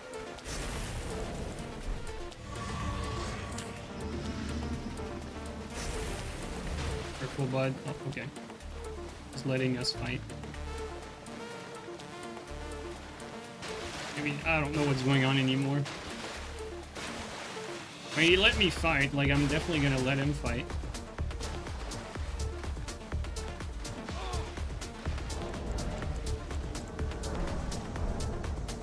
What the hell?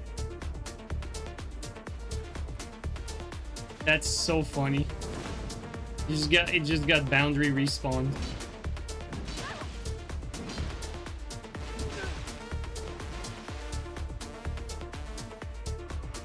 Okay, what's going on there?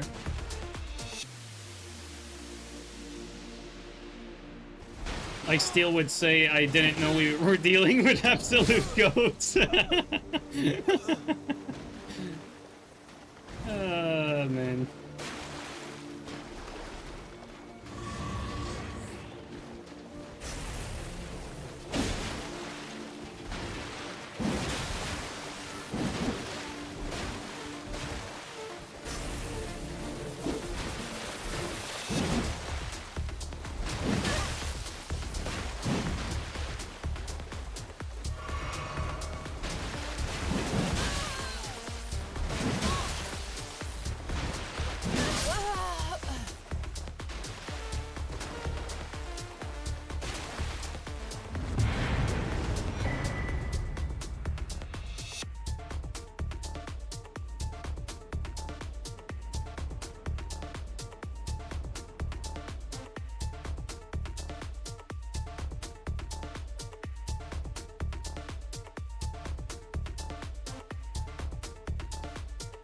Always default to Shamshir. I mean, in 1v1, like,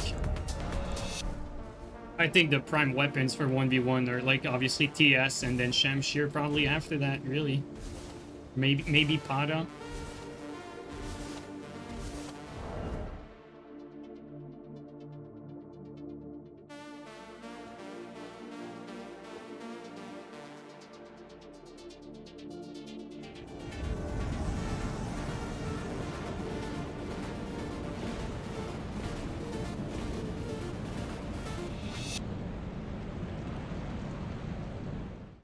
Sham doesn't have the damage? No, that's not true. Like, Sham does pretty high damage. Sham does very, very good damage, especially on the proper build.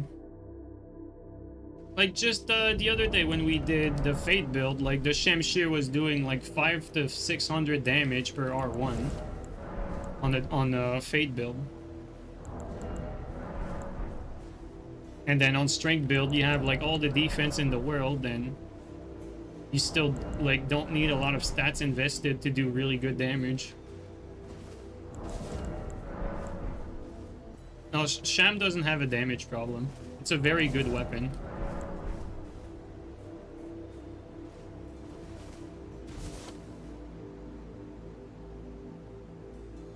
I think the reason why people use Shamshir more than TS is because, you know, TS is just completely busted and really clearly has the edge over everything, whereas Shamshir, you have to work a little more than you would with TS, for instance.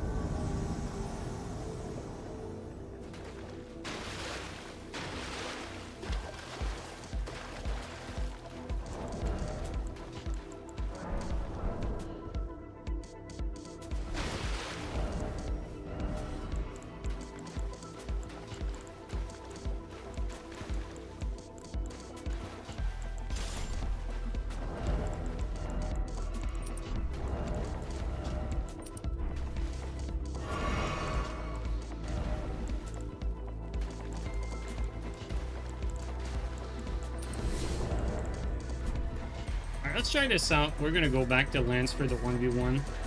This guy has a clean rot, which is a clear advantage over Lance. Oh, he swapped out.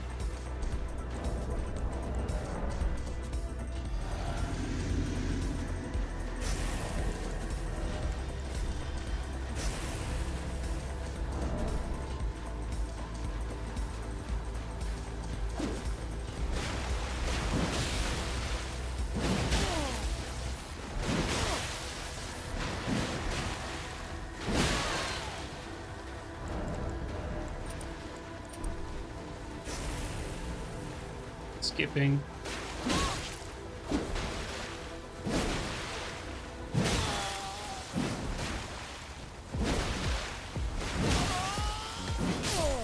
I don't know what he's doing there.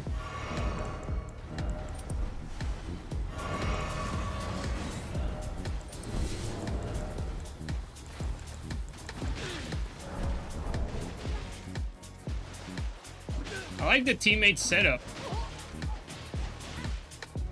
Pretty cool.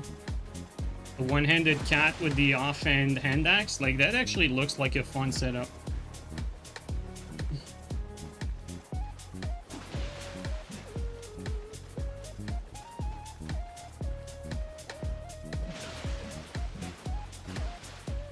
You got Elden Ring scammed, like like him hitting the host like made the host duck under his attack. Not on purpose. Pretty crazy. Oh. Well played, teammate.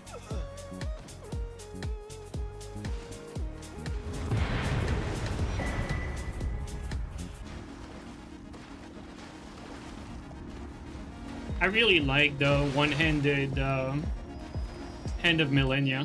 That shit does a lot of damage on a Dex build.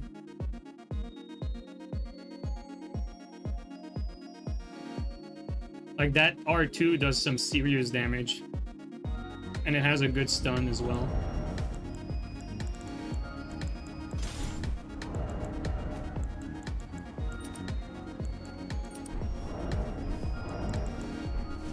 Wait. Dude, this whole time I've been using Great Jar instead of Favor. And I could have just used Favor for extra bit of HP. Oh well. Not to mention, you can throw fundamentals out the window with Sword Lance by aggressing with high damage, jumping R1. Yeah, I mean, jump attack setups definitely don't need like as much fundamentals. Like, and you know, you say Sword Lance, but that doesn't just apply to Sword Lance. Like, you know, Great Spears are not like immune to that. Like, doing jump R1 with Great Spear like doesn't really require much spacing. Same thing for like Milady.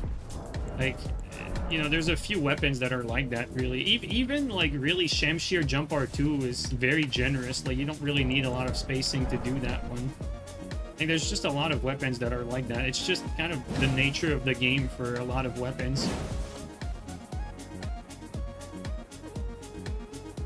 Like, this game is very free, or doesn't really punish you for throwing out attacks, which, you know, it's a good and a bad thing, I think.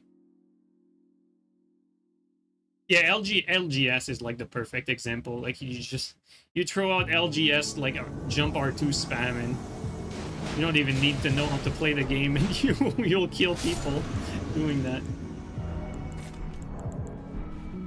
Right now, I'm on the fence. Like, we could jump in here, which I think I'm gonna do, honestly.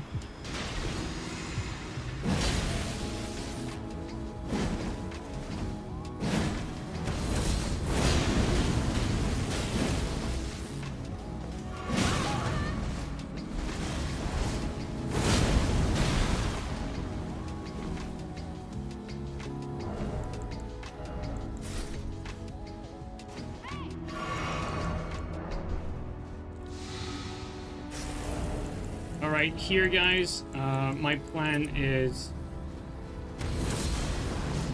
to fat roll and not get killed.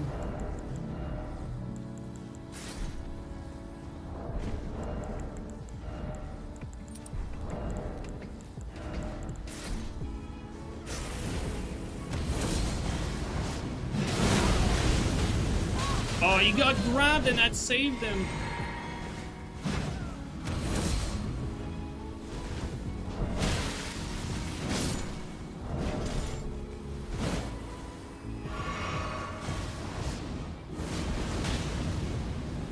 You know what? Let's traverse.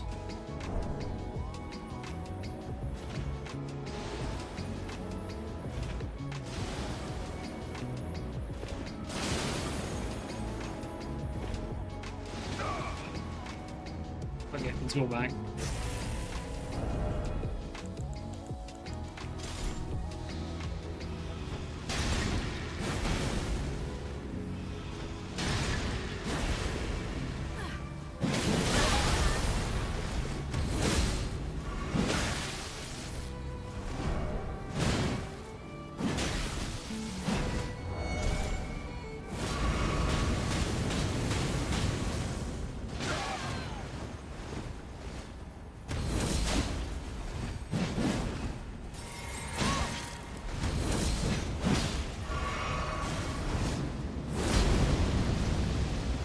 Hard to find an opportunity to do big damage. I could not lock onto the host, guys. I shit you not. Like, I actually switched target. Nothing came out. God. Okay, there we go.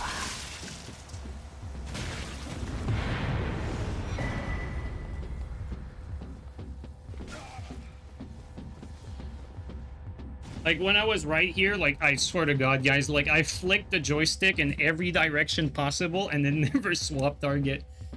Janky-ass game, man.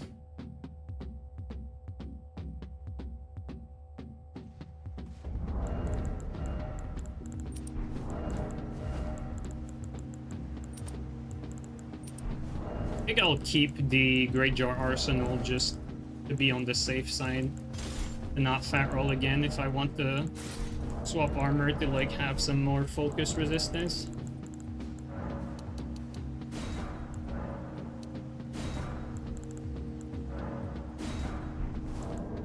At the end of the day, I'm not really using Blood Boil. I feel like I don't really need Blood Boil for this. Feels more risky. Already do good damage.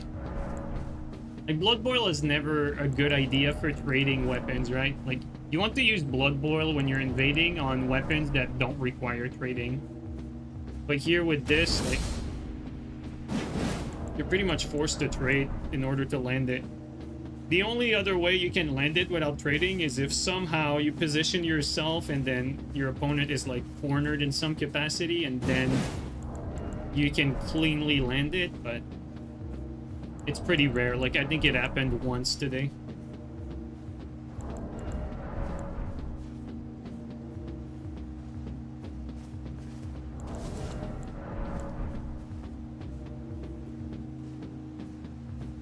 Have a personal favorite weapon? Yeah, I like two-handed Great Lance, actually.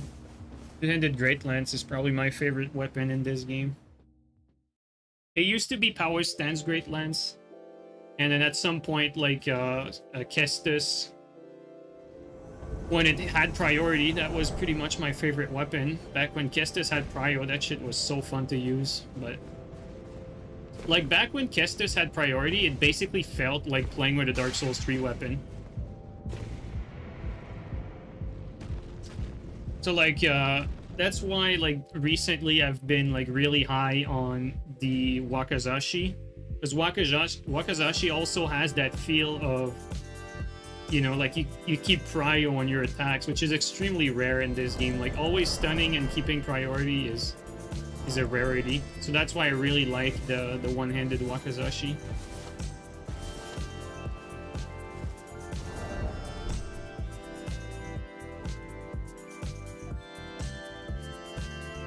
You still like it? I can't like it anymore, Vale. It's just the lack of prio. Like, basically, oh, nice. The lack of prio makes it, like, kind of painful.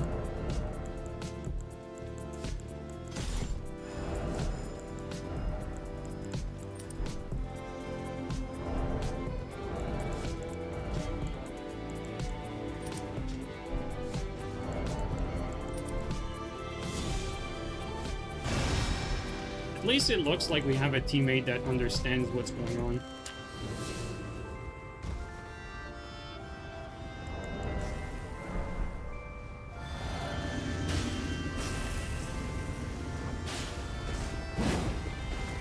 And it would lock on to the only guy I don't want to hit.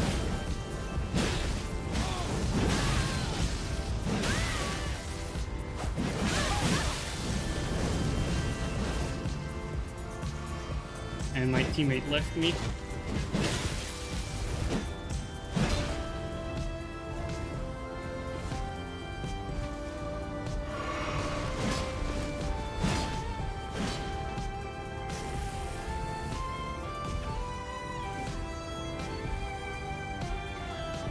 That's the problem with these random teammates. It's like, you're never really gonna get, like, someone good unless it's like one of the 3 players that are good that play on PlayStation.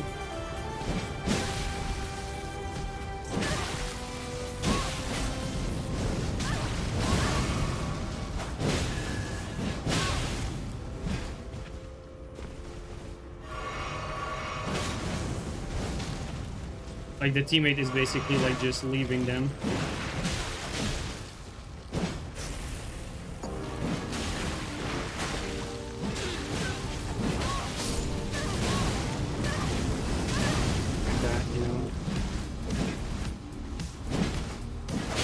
And the teammate actually killed me.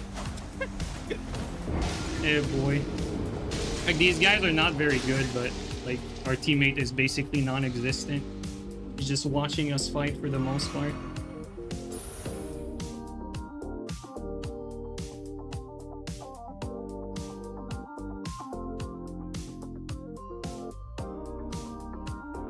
They got no spacing, it's just lat and frame traps. Yeah, pretty much. I mean, everyone knows that, like, just how it is.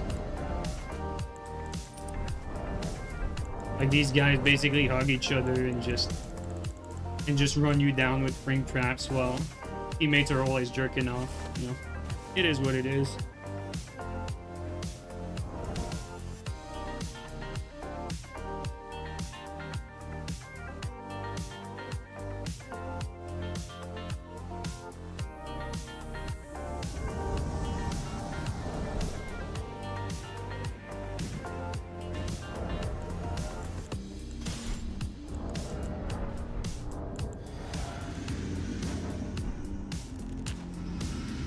Okay, he has the Claws of Night, so...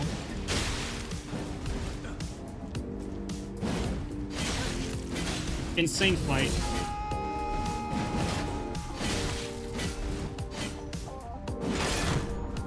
actually did not expect to guard break him right away.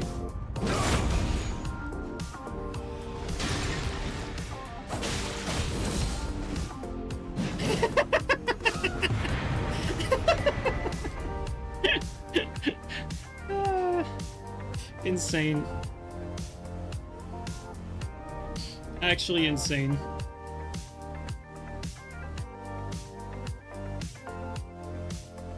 That ledge is slippery? Yeah, that's very true, dude. That's very true. Also, Vale, thanks for the Prime resub for 69 months, dude. 69 months. Dude. I love me some Vale upside down. I'll be right back, guys.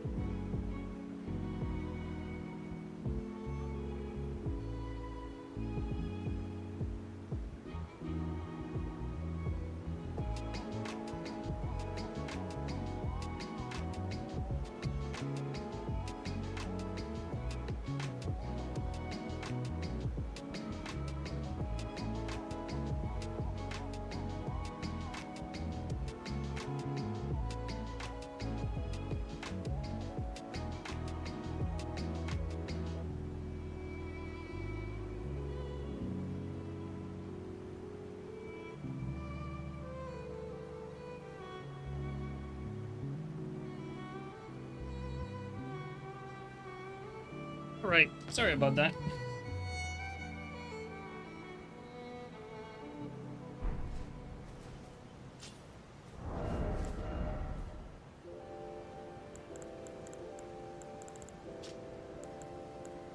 Honestly, Vale,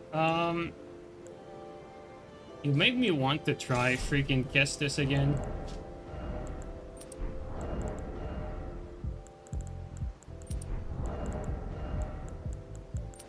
Let's try it out. It's probably going to be horrible, but let's give it a shot.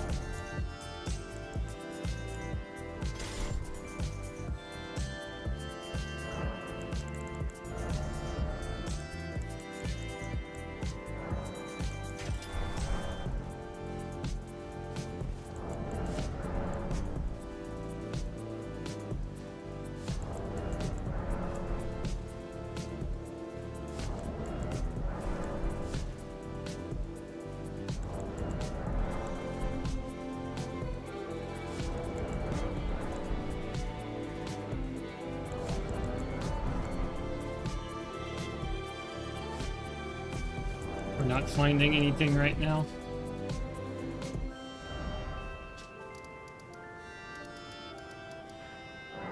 You know what? Let's see if they're still here. If we get them again, might actually try hard.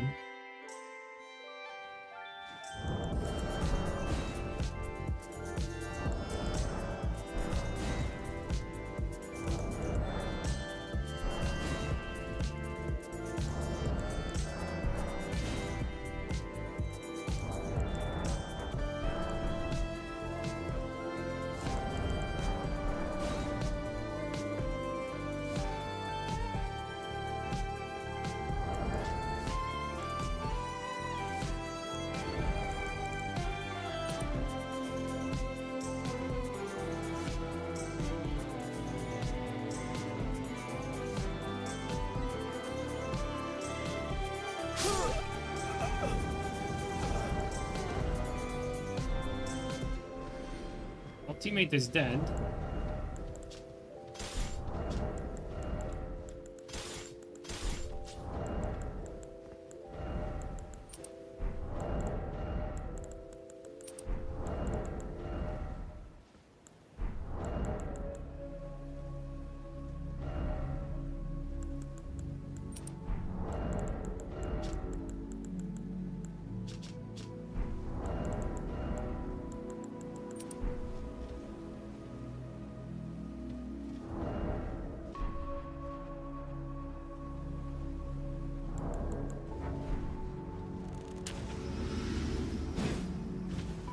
I can see the teammate.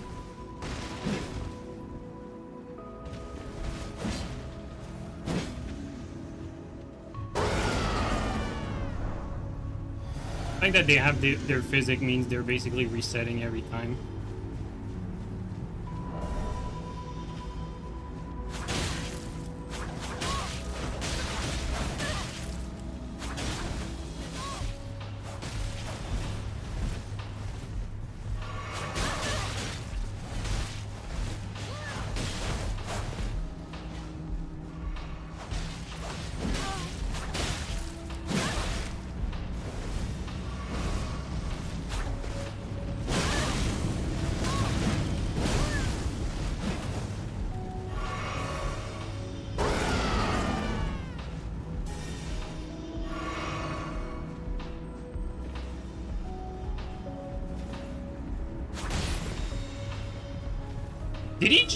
Did he pop Baldashin?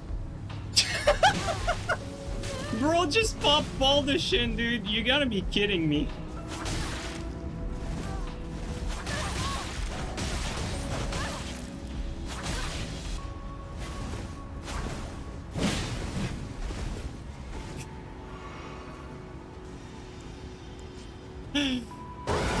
Oh Oh boy, these players, dude. And now they're running, like now that we have actually a good teammate.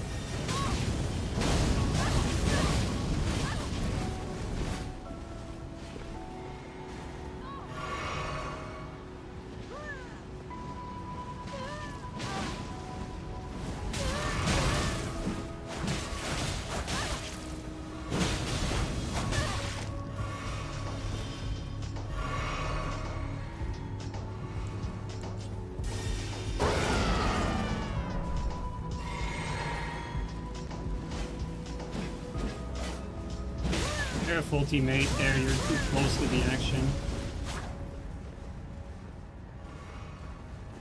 Is Baldishin off yet? I think it is.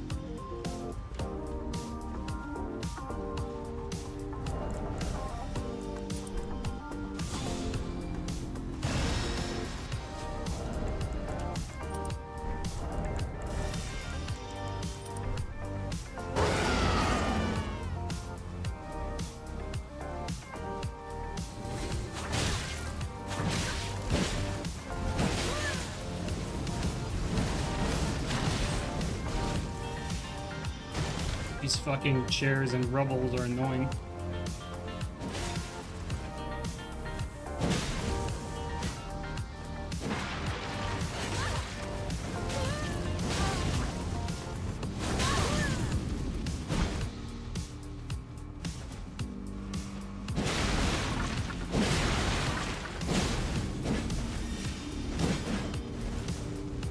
Almost got fucked by the rubbles again.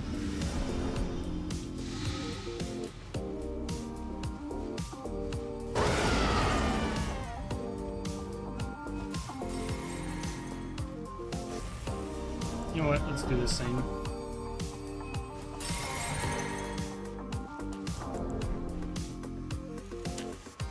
All they're doing is just like sticking to each other and abusing the no friendly fire. That's really all there is to it.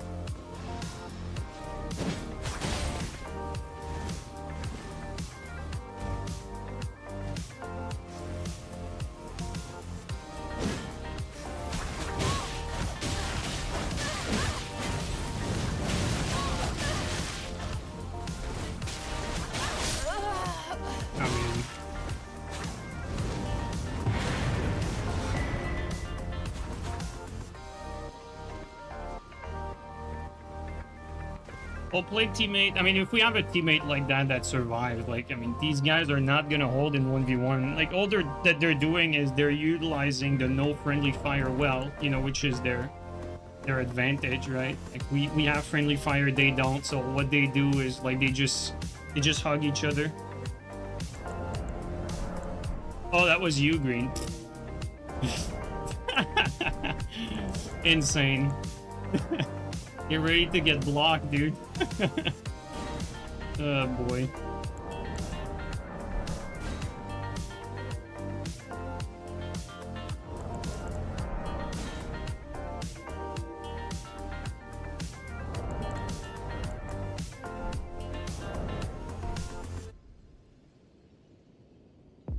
That's kind of funny.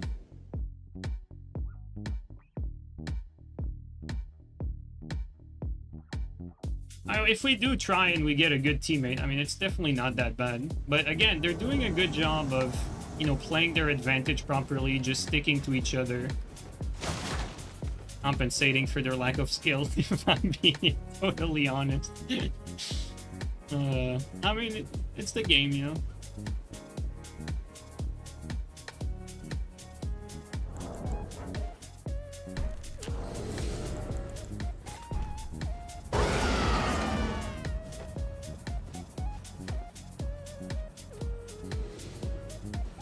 Waiting for his teammate. Now his teammate got there.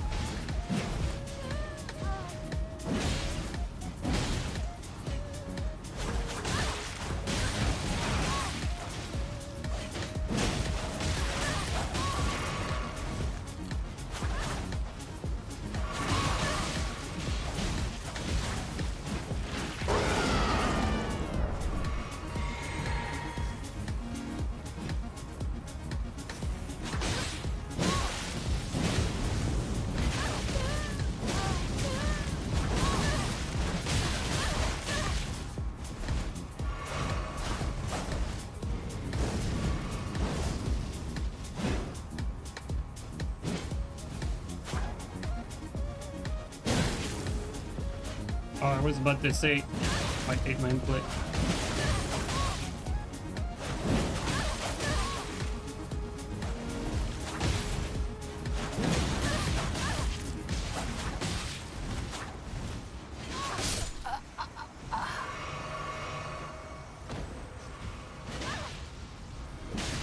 The thing is, I don't even need to gank him.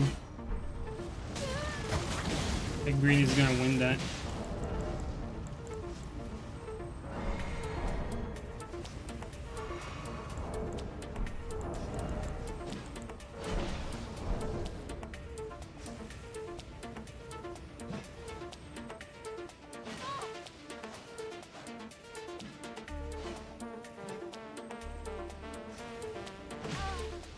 That's just lucky.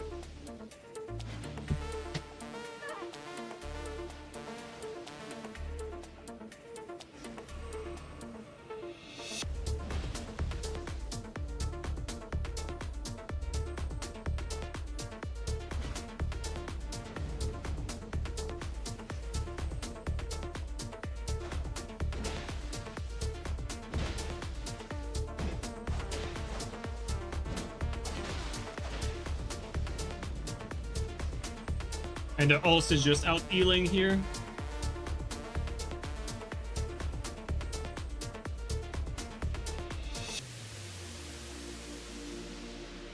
Let's change spot, get a better angle.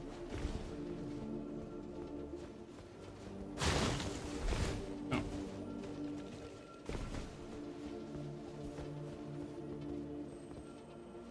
We keep moving, bro.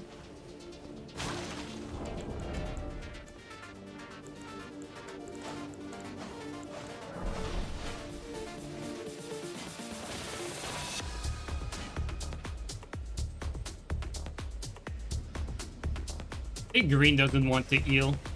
Just want to assert dominance. He's not healed yet. The host already did a few times.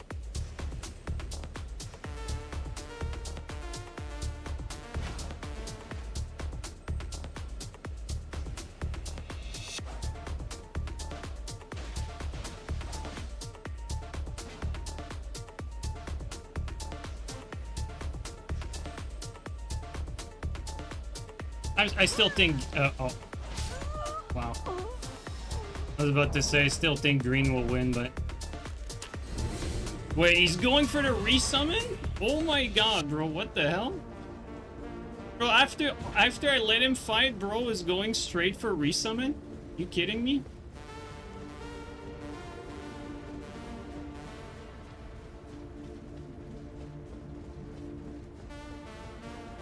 Bro, what is this, dude? What the fuck?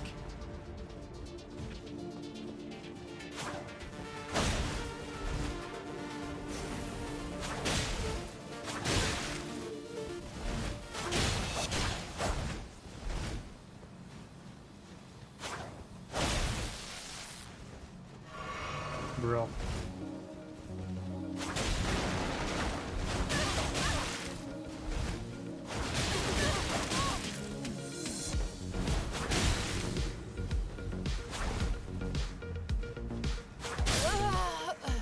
Oh, get the fuck out of here. Fucking shit player.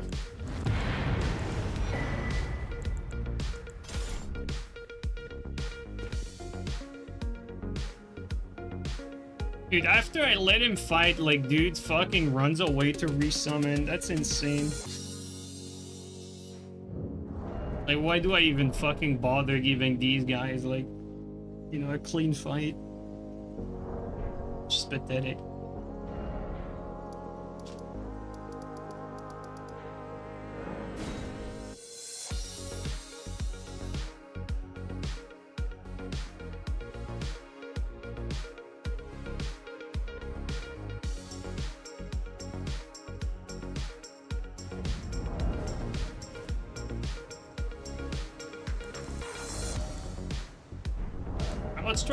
Let's try Starfist, like we said earlier.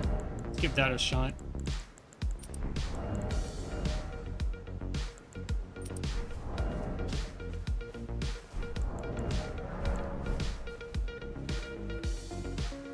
Guess this is fine, you just have to swap a lot.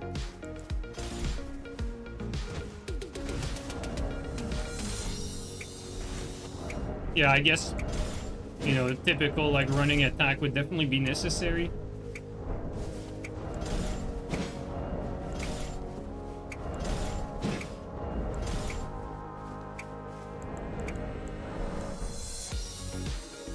You should have just healed. Yeah, you just didn't heal against him. That's the issue. I mean, I understand what you're doing. You know, I probably would have done the same, like, you know, just outplay him, don't heal, just to BG them even more. The problem with that is, in a trusting sword mirror with latency, like, you're gonna be forced to trade at some point. That's the issue. Like, that works, but not so much in a TS mirror, especially not with lat. Or like if you were using eye armor like Lance, that wouldn't work either. Like, cause you'd eventually like keep trading, and then you'd get out healed.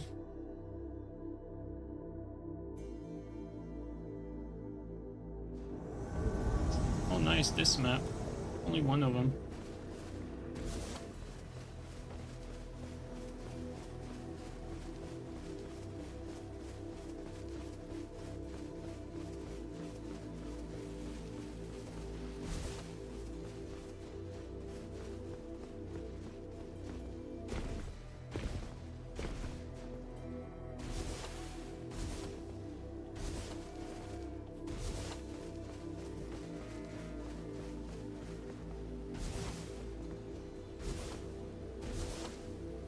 Where is he?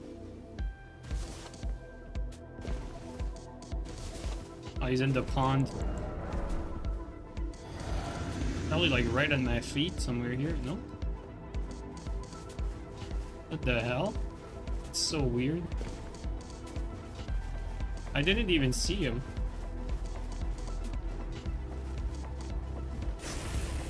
Alright, buddy.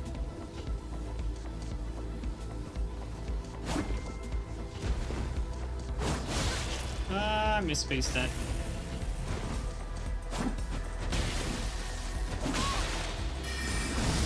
Ooh, nice, actually. Okay, buddy. He's not a buddy no more.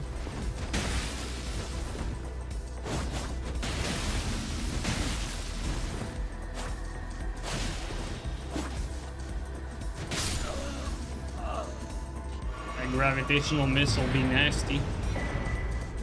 I need to get back to the...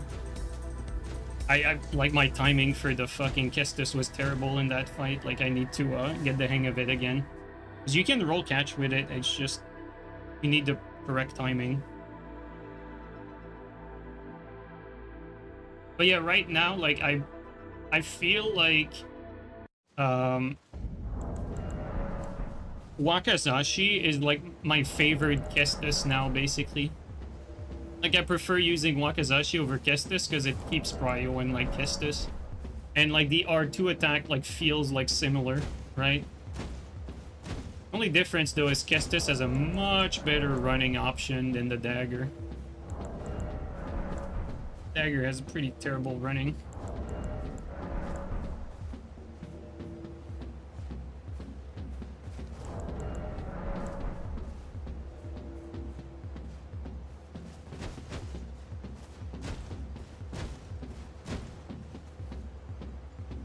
They had to ruin Kestis? Yeah, they really did. That's so unfortunate.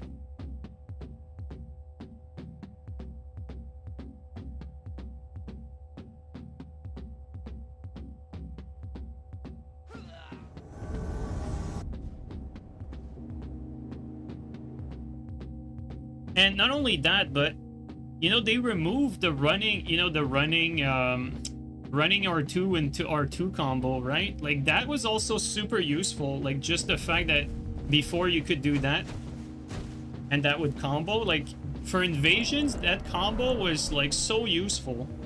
It gave you a high damage option for a weapon that usually would not really have the ability to do high damage. Never liked Kestis. Well, I mean, Kestis went through a lot of changes. But at some point, like, when the R2 could have priority over another R2, like, that shit was super strong. But it was fun, though. That's the thing. Like, it was strong, but it was fun to use. I think what they should have done is probably, like maybe change the recovery of, like, but I mean, that's probably something they should do with almost everything. But, like, they should have, like, changed the recovery of, like, rolling after an R2 and keep the priority, right? So that you can get punished more easily for whiffing that R2 attack, but you can still keep prio with it. I mean, but to be fair, that's probably like a problem with like nearly everything in the game.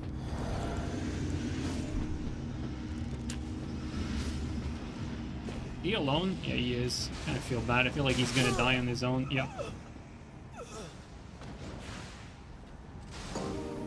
Did Fizz get nerfed? Oh yeah, heavily. Like, they nerfed, like, this was a combo before. R2, like, that kept priority, had a higher stun, now it doesn't. Massive nerf. They basically, like, Kestis went from a top-tier weapon to a mid-tier weapon. You know? In one patch. From top-tier to mid-tier.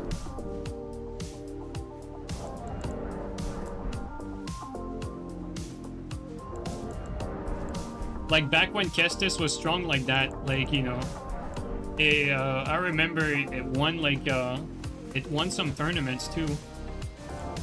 And, like, everyone was like, what? Like, you know, no way, like, Kestis is winning tourneys. But it was, like, right after the patch that allowed the R2 to keep prio.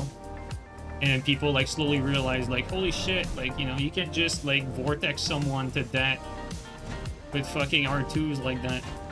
That shit's nasty. But it was nasty, to be fair. But, you know, it's still a short attack.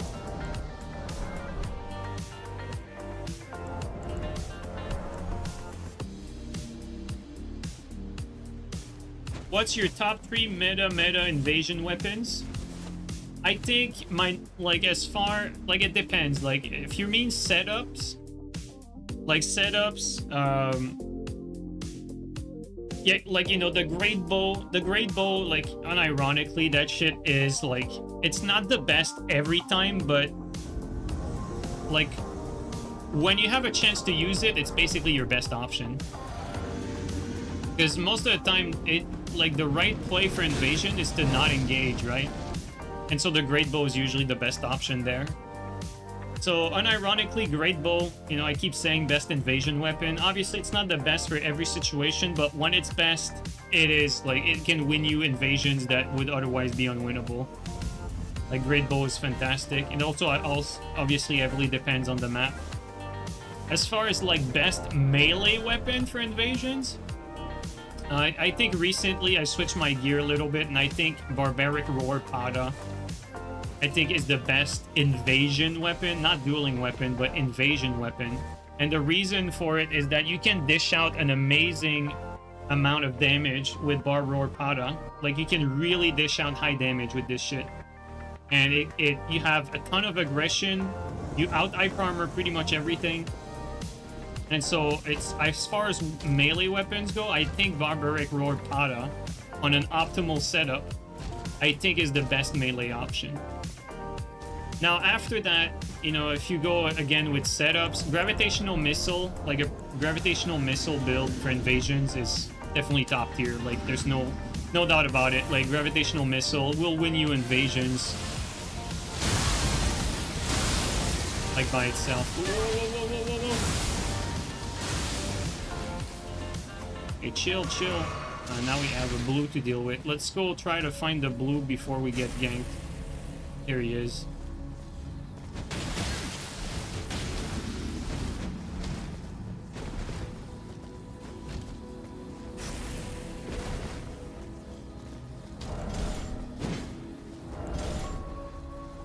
He's just running.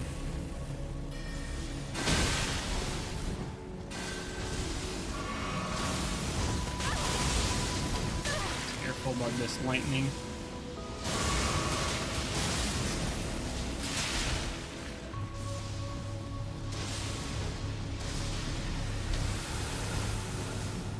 It's quite difficult in this cave.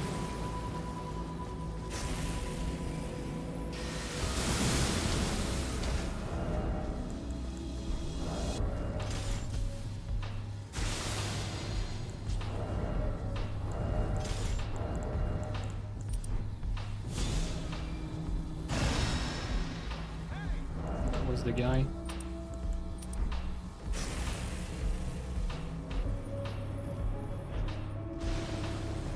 Gotta kill this one if we can.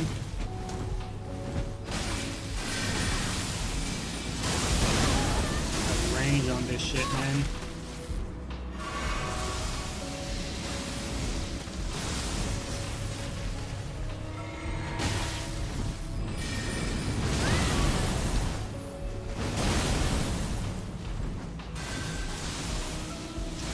Time to finish him.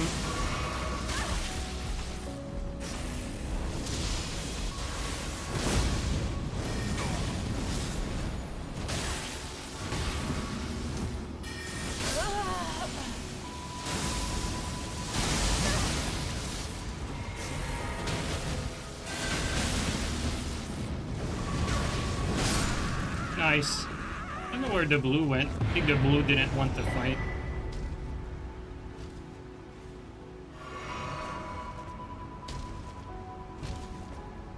So yeah, like I said, like 3 setups, obviously, you know, Great Bow, Pada, Gravitational Missile. You know, after that, like, you know, like Clean Rot is obviously like a top invasion setup, don't get me wrong, but more often than not, the problem with Clean Rot is it does not give you the damage burst you need. Like, Clean Rot is just the best 1v1 option, and so if you can, like, separate your opponent in an invasion, like, obviously, you know, you're gonna have a very good chance at killing them with Clean Rot. The only issue is that the burst damage, and, like, when you're fighting multiple people, it's gonna be hard to get, like, enough hits to actually kill someone when you're surrounded. Like, for instance, more often than not, if you're facing, like, an unwinnable invasion type situation, like, your chances of winning are probably gonna be higher with, like, Double Crusher than fucking Clean Rot. Because you're not gonna get lucky with Clean Rot, and you can actually 2-tap players with Double Crusher. So for invasions, like, more often than not, Double Crusher will be better than Clean Rot. More often than not. And, you know, it's a similar story with stuff like Sword Lance, right? Like, Sword Lance, insanely strong, like, R2 into R1 combo. Like, you can 2-tap players with that combo. So stuff like that is just very strong for invasions. So, like, for invasions, I think I'd prefer, like, Double Crusher, like I said. But, I mean, Clean Rot is still up there, right? And for the most part, like, doesn't matter what you're using. Ideally, you want a setup that doesn't rely on your Ash of War. Because you're gonna need BHS most of the time to get away from stuff. Like, Pada, you know, you can still manage without BHS, but still, you know, it's gonna be a problem once you get the pressure on you. But Pada is just so good at aggressing and does so much damage, and you have so much hyper armor that, you know, it redeems itself with those qualities. So yeah, what did I say? I said Pada, Double Crusher, Sword Lance, you know, honestly, there's other setups like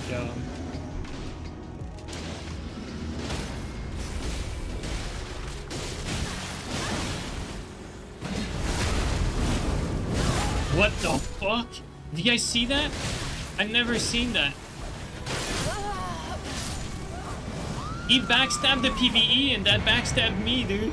What the hell was that? That's crazy. You guys saw that? And I didn't take any damage. That was like a weird ass desync. I think that's the first time I ever see this.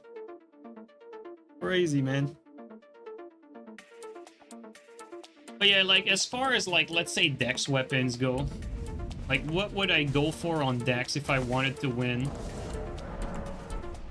Like honestly, like for Dex, I really like Rakshasa swap for Dex build. Like I really like it.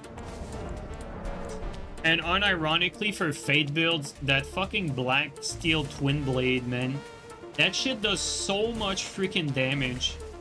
Black Steel Twin Blade on Fate build is definitely like a top invasion setup. Oh yeah, another one you can't forget about. Fucking Sleep Crossbow into one-shot Starfist R2, R2, right? You sleep people and you one-tap them. Like, that's as broken as it gets.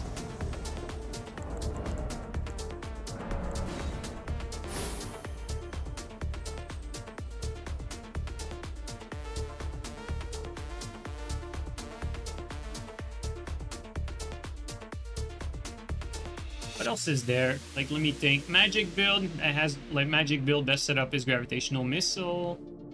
For Dex build, I'm not sure the best setup is necessarily Rakshasa swap for Dex build, but what would it be otherwise?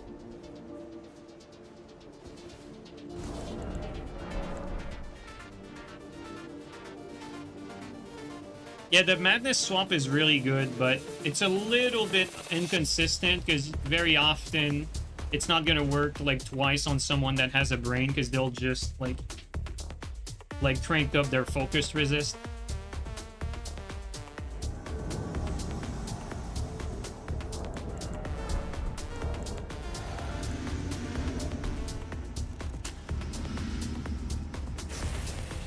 But like anytime you're in a closed environment, like Gravitational Missile is just the best. Like forget about any weapon. If you're in a closed environment like this cave, for instance, Gravitational Missile is king. There's just no doubt about it.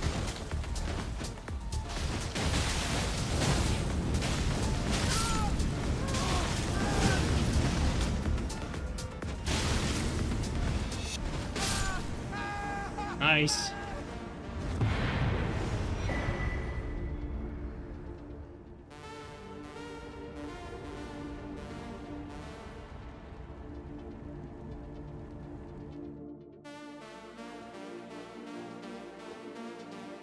But again, like it always depends, guys, on like where are you fighting, you know, like what type of players are you fighting against? Because, you know, even if you're fighting scrubs or like, you know, players that have no experience, doesn't matter if you're good or not, like depending on the map and what the scrubs are using, like it's not going to be necessarily an easy invasion. Sometimes it will, but sometimes it won't. And so if you're fighting scrubs, like chances are you're gonna have a way easier time with like something like a giant crusher, just to two-tap them because they're gonna be panic rolling. But if you're fighting like good players and, you know, like they don't panic roll, like you're still gonna have a hard time even if you can two-tap them with crusher. Like you can easily get one shot on them, but getting two shot and getting them to panic roll is gonna be difficult.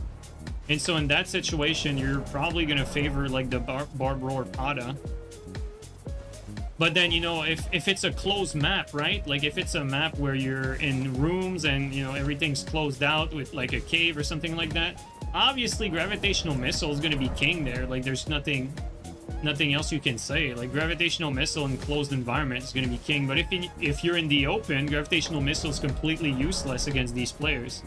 if you're in the open, technically you have no plays. Like, your only play is going to be to sit back and pepper them with Great Bow. And so Great Bow is going to be your best play then in open space. But the issue with these conversations is, unlike previous Souls games, where you had a quote-unquote template to win any invasion, you had a template. It was simple.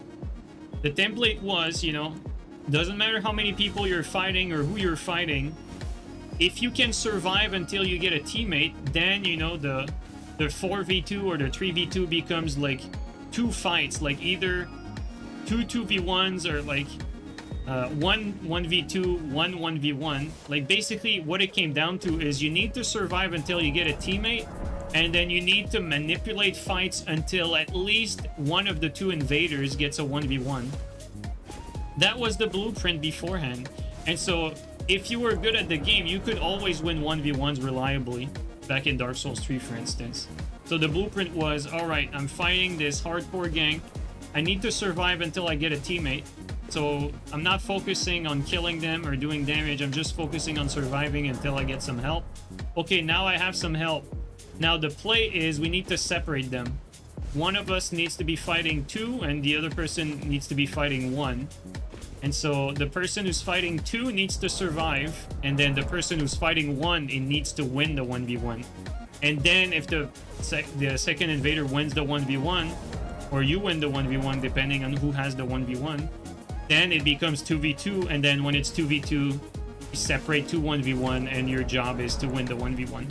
So beforehand, invasions have always been, even though you were at a number disadvantage, technically speaking, it was always broken down as winning a 1v1 was your goal. Now in Elden Ring, you do not get any help. Like, if you're fighting a 1v3, you're not getting any help from anyone. You're gonna need to fight that 1v3 by yourself, and so you're put in a situation where you technically have no way of really winning. The only thing you can do is hope that your opposition is not very good and they do a ton of mistakes and you can capitalize on it, or you just never engage. You never engage and you always keep a safe distance, and you hope that at some point your opposition will slip up. So that's the issue with Elden Ring. So no matter which setup you theory craft, you're always going to be left with that fundamental problem of you don't have a clear winning condition. No matter how you put it, there's no blueprint to win. So your best bet in that unwinnable situation is to try your best at getting lucky. And getting lucky means that you have to accept that you're going to lose, let's say, 10 times in a row just to kill them once. Which is not very rewarding and quite frustrating. Because, like, for instance, even if it's more consistent to outplay them with clean rot, you know, every single fight, it's never going to give you an opportunity to finish them. Whereas you could get outplayed for 10 fights straight with double crusher, and, you know, they slip on a banana peel, 1 invasion, and then you 1-shot them or 2-shot them, you know. So, like, the dynamic is just completely different. It's like the crusher is better not because it's a better option or it's more consistent. It's just that because it 2-shots, like, for the moment that they actually slip on a banana peel, you're actually going to win because of that. Whereas the way superior weapon, the clean rot, is going to consistently outplay them, but it won't even fucking matter. Because you're not going to win a 1v3, even if you keep outplaying people. That's the thing.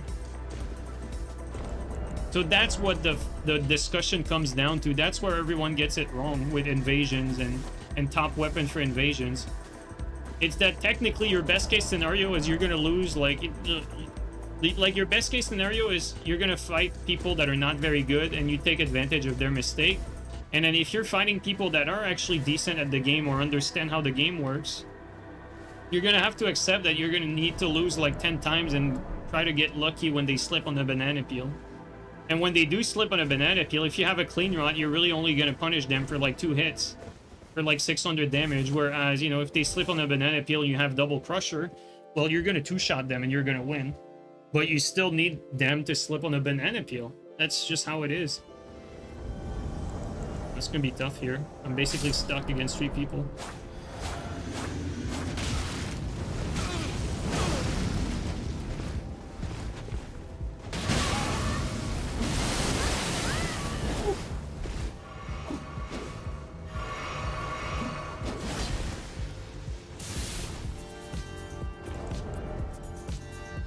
Okay, I have my physic, right.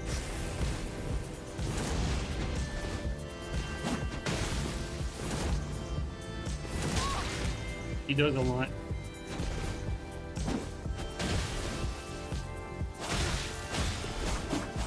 Yeah, boy, guys, this is tough.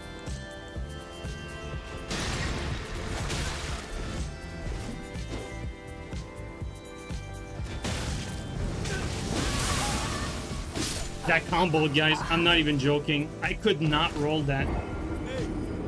So see, like, that situation here, like, you know, if you have crushers there, I think you can win that. But, you know, another weapon, it's gonna be difficult. But that was crazy. I got comboed. Could not roll any of that.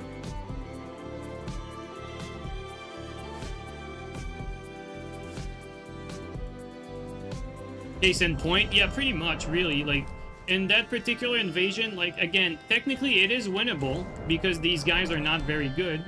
But is it winnable with Kestis? It is winnable with Kestis, but again, like, you're gonna have to accept that you're gonna lose a few times to get the W if you want to play with Kestis for that invasion, right? Because Kestis does not have the damage output to, like, clean them in, like, one hit into, like, one roll catch.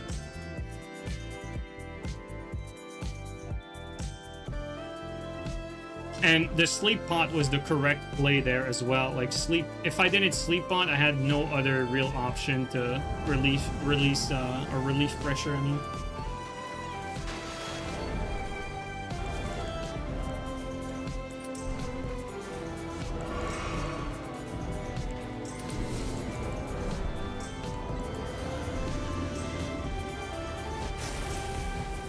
Alright, let's try against the Shamshir with Kestis. I think Shamshir wins big time, but I'll try my best.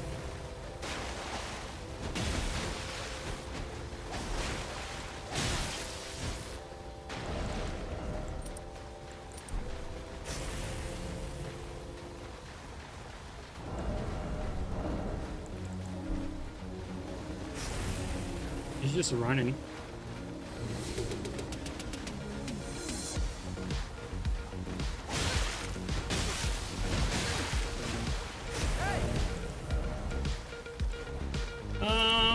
What do I do here?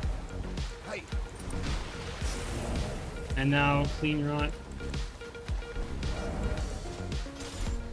Let's do this.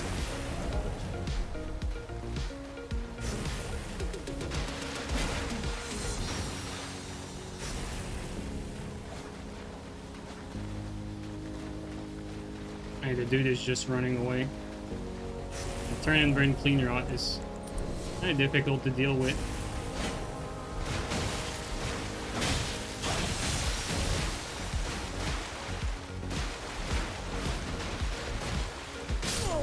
There you go. I mean, I'm lucky that he's playing terrible. That's not a winning matchup.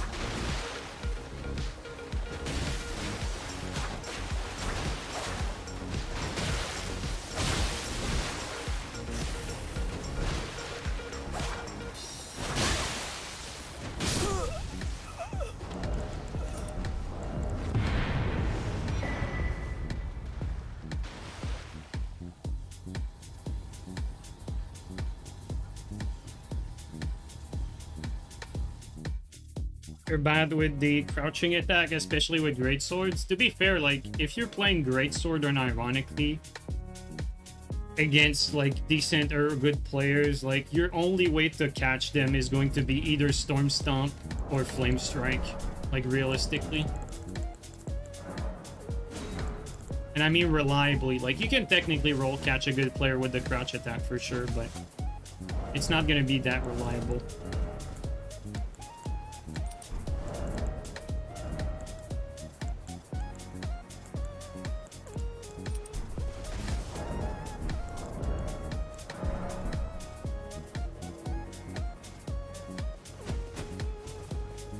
On decks, Claws of Knights are really strong. Yeah, they are.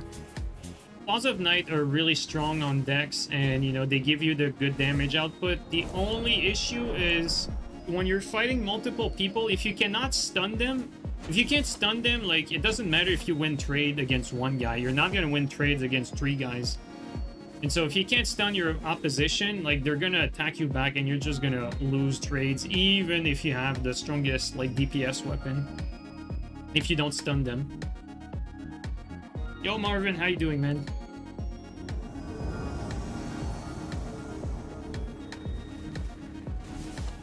Actually liking the Kestis so far. Yes, Veil was right. It's still fun to use.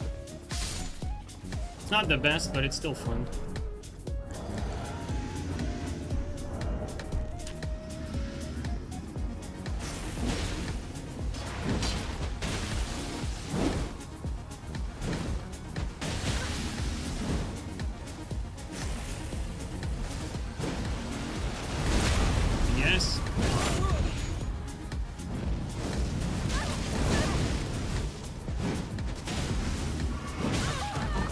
The elevation fucked me up.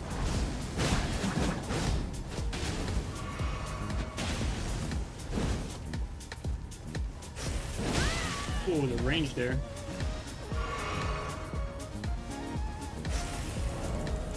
I'm thinking...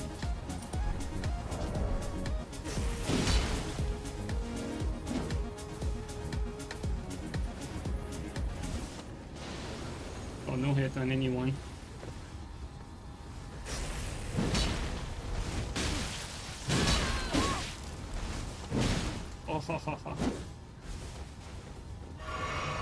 Bumped by an invisible tree. There's a teammate. Like for instance, like these guys are not like good enough for us to have a teammate, but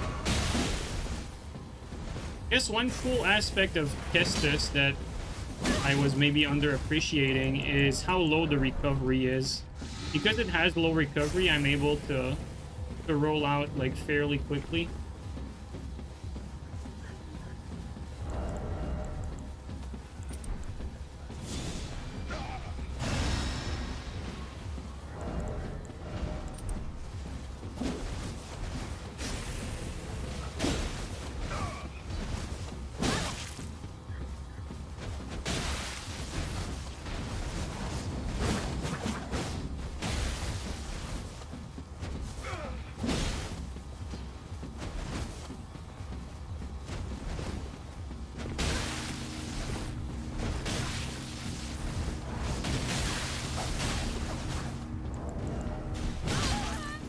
That lock on, bro.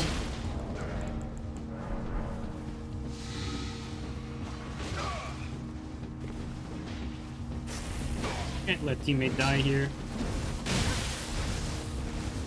Oh, it's down. Got you, bro.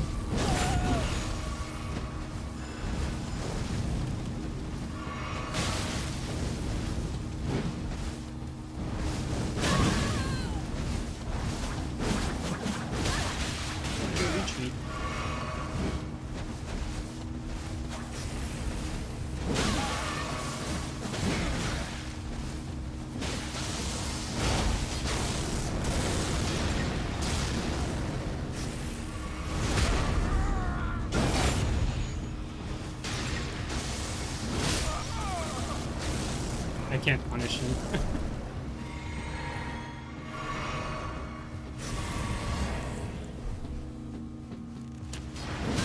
Okay, that's bad. That's...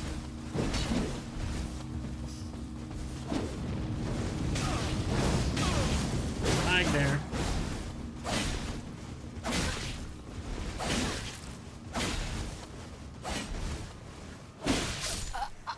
Come on. You would switch to TS.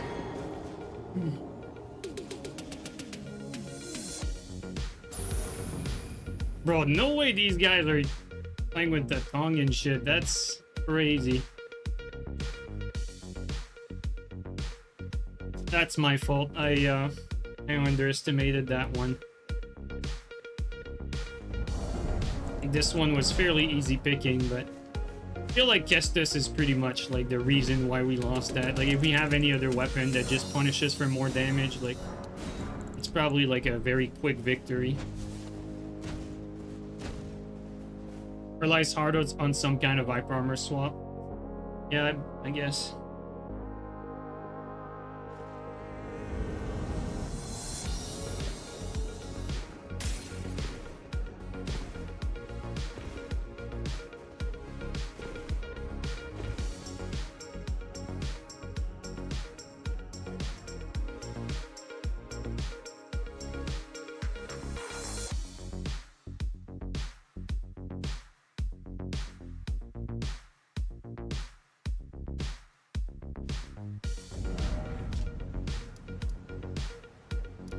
And if they're playing with the tongue and everything, let's try to reinvade them. Yeah, I mean we can win the 1v2 there, I think, even with Kestis.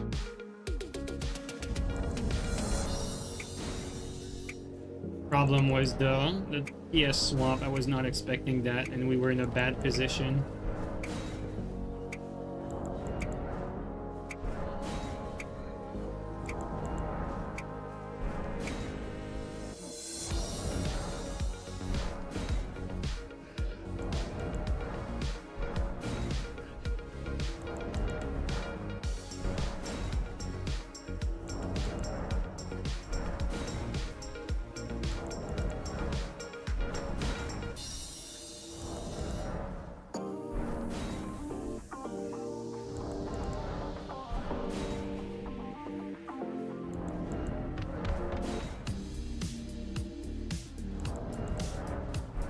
The problem, Green, with Storm Stomp on Kestis is, depending on what you're fighting against, like, they'll parade into your Storm Stomp, and so your Storm Stomp into, like, R2 is gonna get out damaged by a lot of stuff.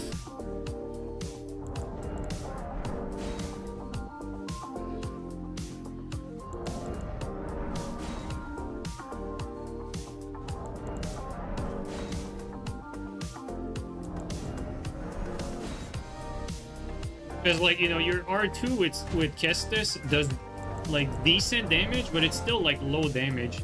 Like, even, like, a Shamshir will do, like, similar damage to your R2. So, like, if someone with a Shamshir keeps trading with your Storm Stomp, you're marginally gonna, you know, win the trade. Like, marginally. So it's not even worth it.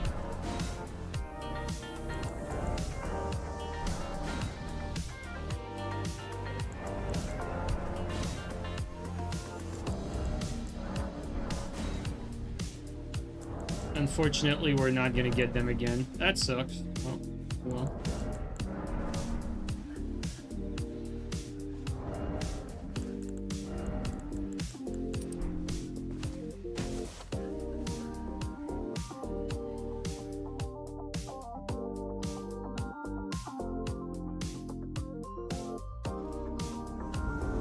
Good invasion.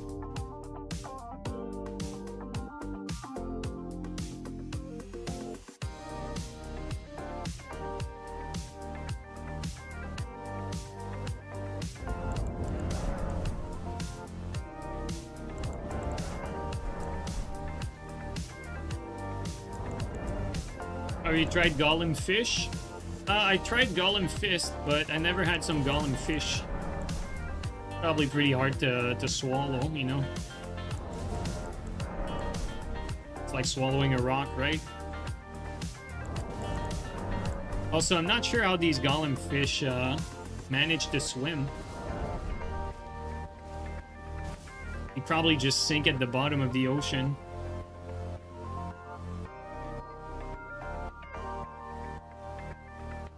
But yeah, we had like one stream with Golem Fists where I basically like optimized around the Golem Fist, and I just ditched the R2 altogether and put Barbaric Roar on it.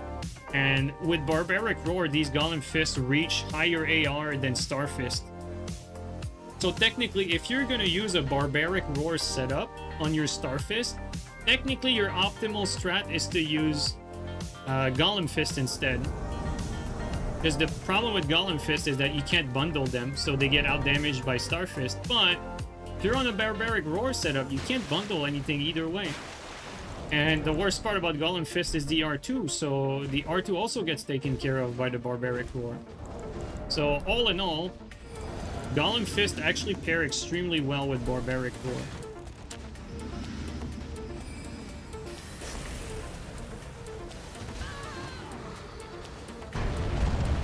To kill him. Let's wait for him to summon.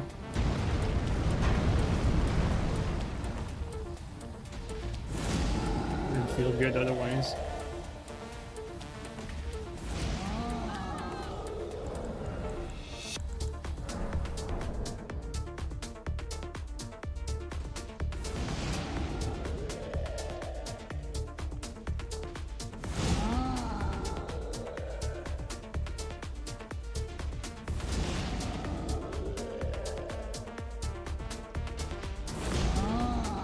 I'm gonna fight you if you keep getting attacked by this thing. Kill it! Just kill the giant.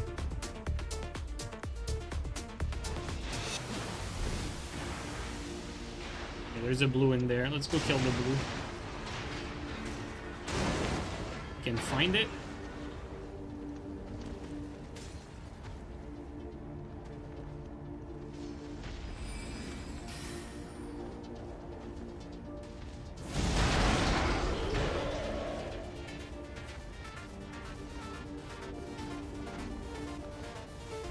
Where the blues at?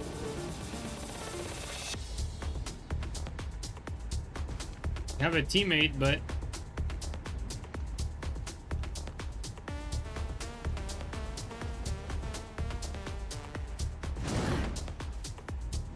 why are you doing that?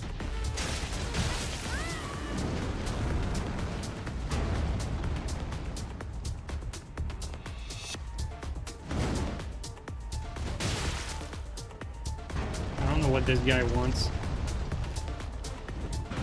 I don't know what this guy wants, but I think we're gonna move on because this is just a friendly little neighborhood there. Is this 80 strength? Yes, it is.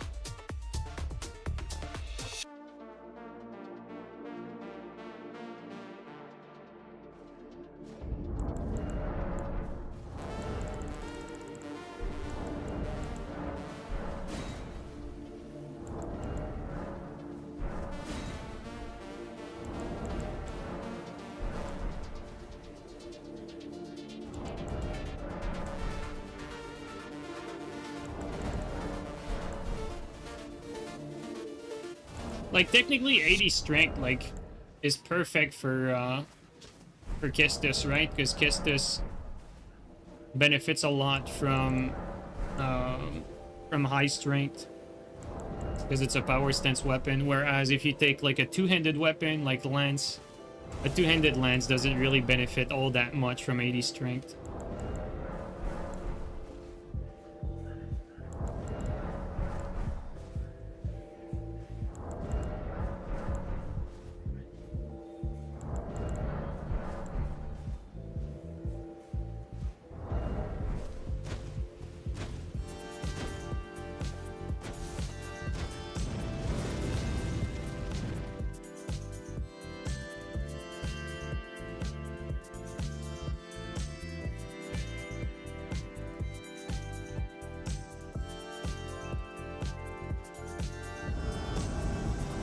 Come on.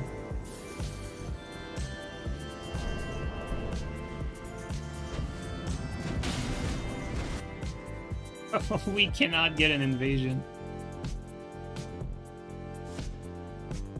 Right after you left someone invaded and one-shot the host. That's funny.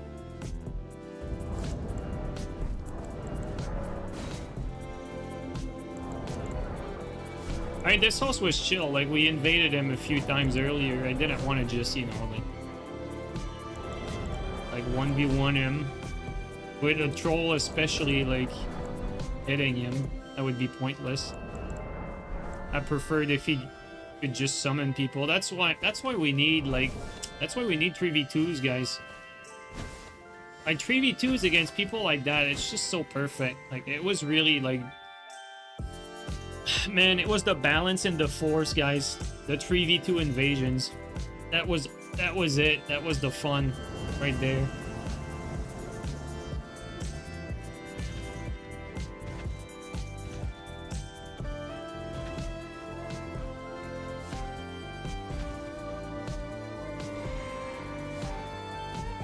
Oh.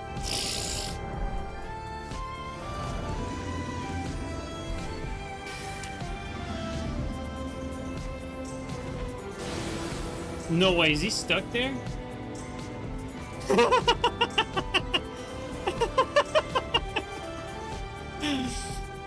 That is so funny, dude. Okay, let's try to get him out.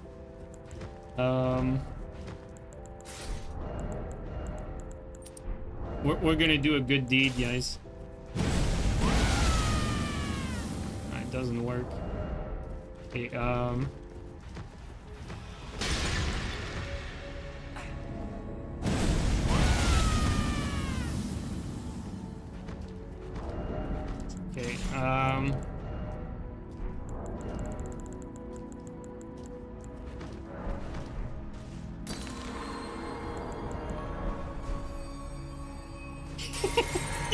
can we keep him as a pet?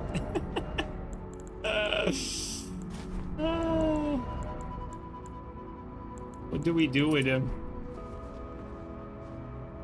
Dropping stuff out of reach? Oh yeah, that's a good idea. Let's try something.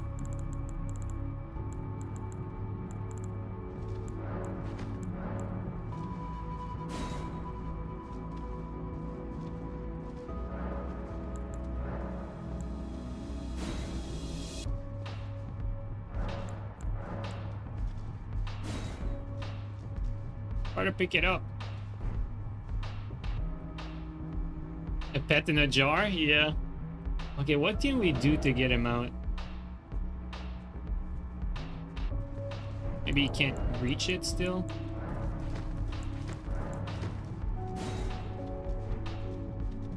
You grab it?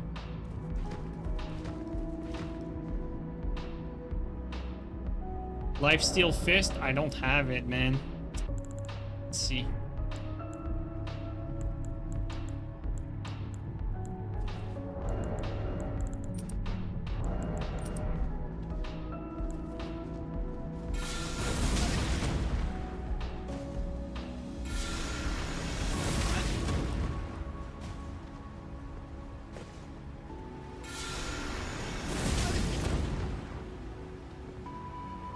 Golem arrow behind him? Yeah, I guess we could try that.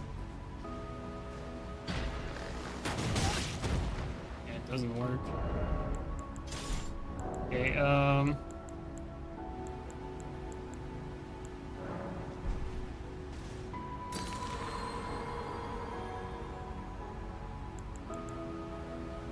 did we do?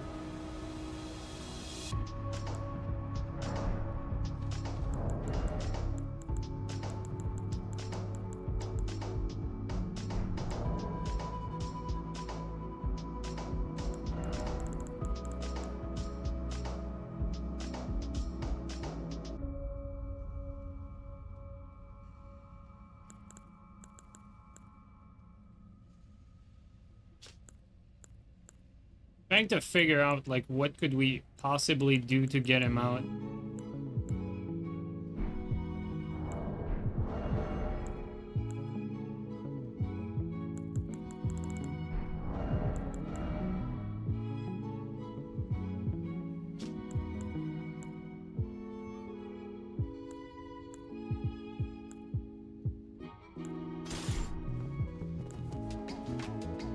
I mean, it's not gonna change anything.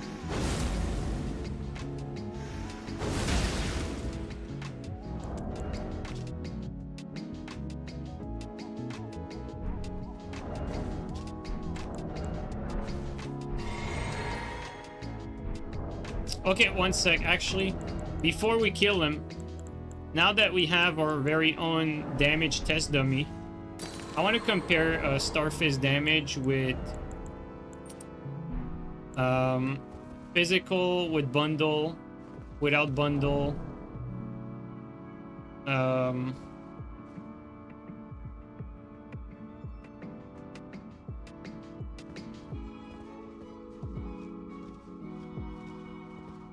We're gonna damage test.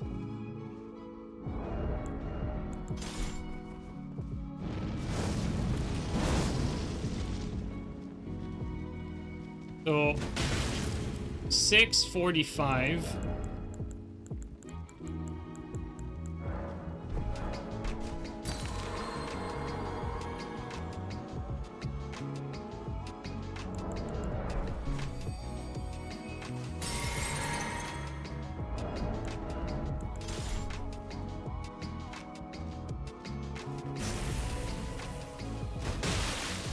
$673, so this is actually higher.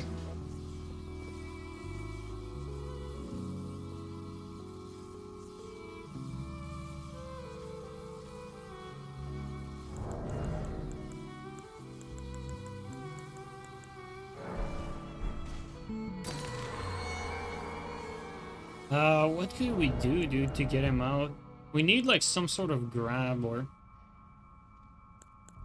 Oh, you know what? I know, dude. If he parries us... Check this out.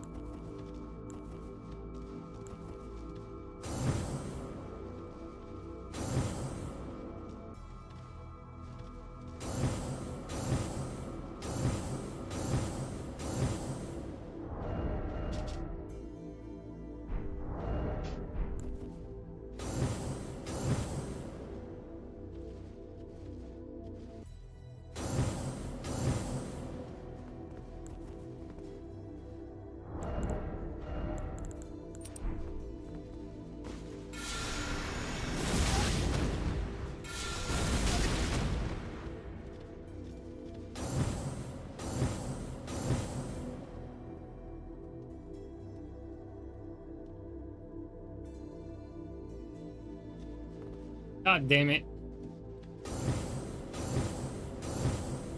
I don't even think he's there anymore.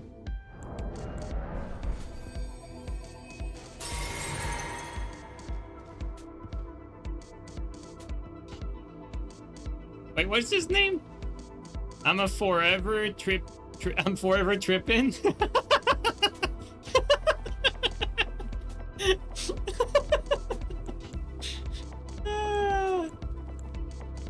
Well, that's not entirely wrong.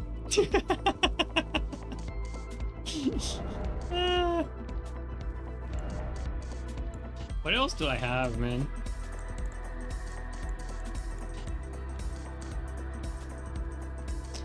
I think I might actually kill him if I fingerprint Ash him.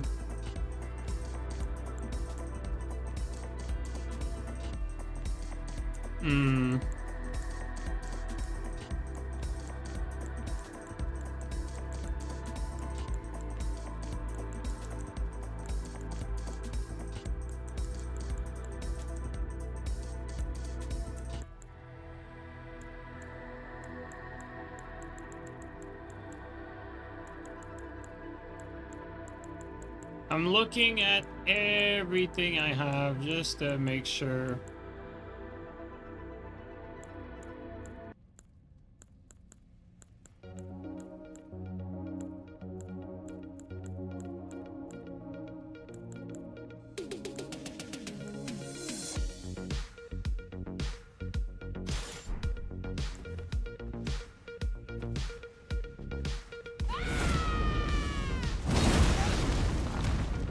We can't hit him too many times with that.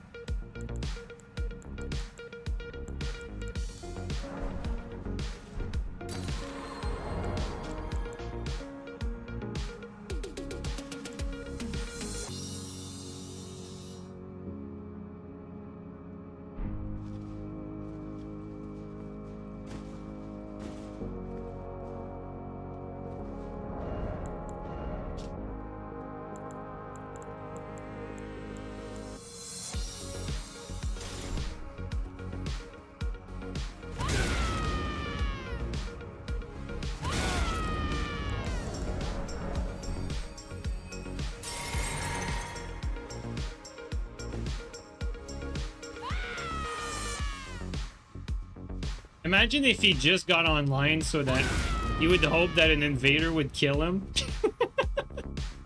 Because he's legit just stuck there.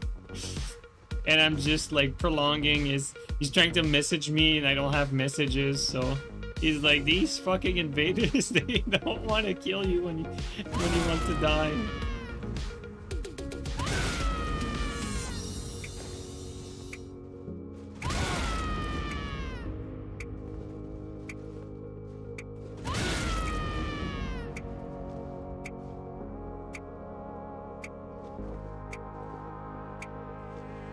He's not even there. God damn it.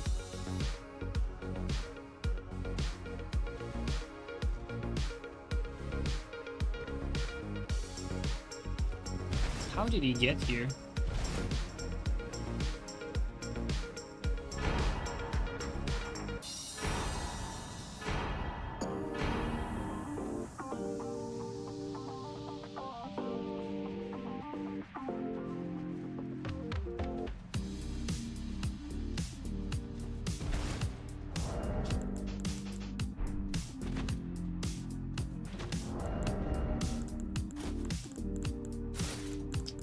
Let's try...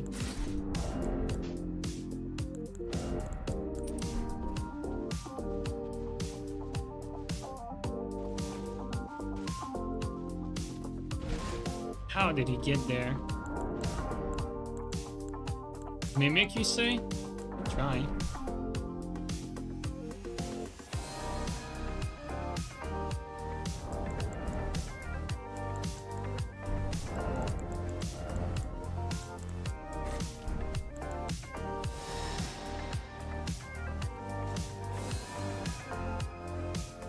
I mean, that's the perfect mimic. Oh!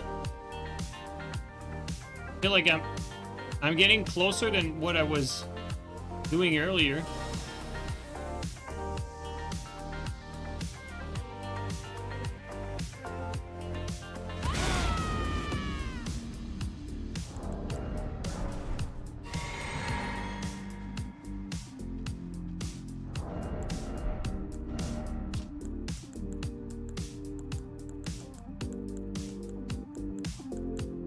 Yeah, I don't have anything.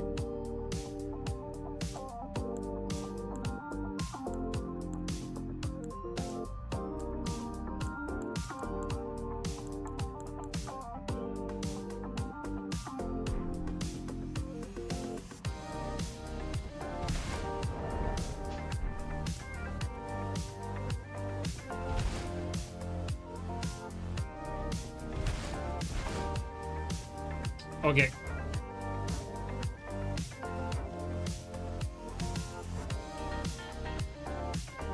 Where's that cave on the map again?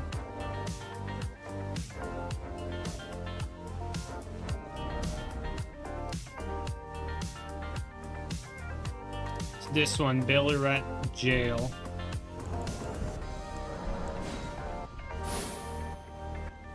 I'm gonna go grab a lifesteal fist. And then I'm coming back. I'm coming back to get him.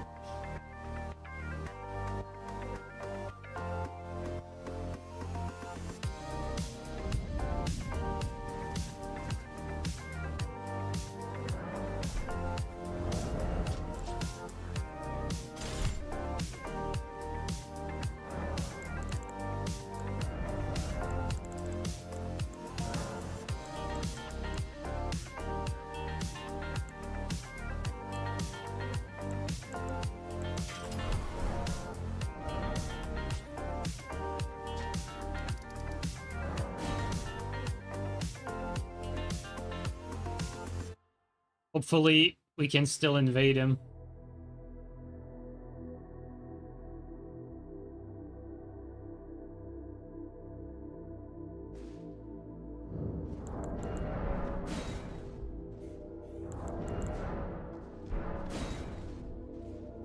God damn it.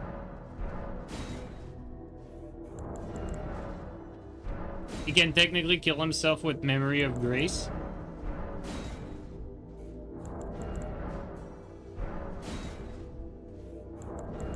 No. I hope someone didn't kill him already. That was like my new mission, to get him out of there. Still don't know how he got there. I mean, probably like a crit on an enemy or got pushed by an enemy.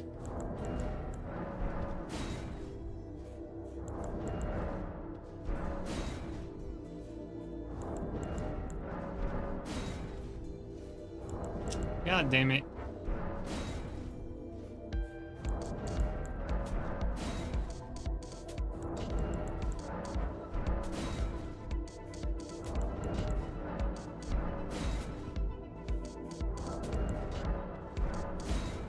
Ah, we missed him, guys. We missed him. God damn it, man.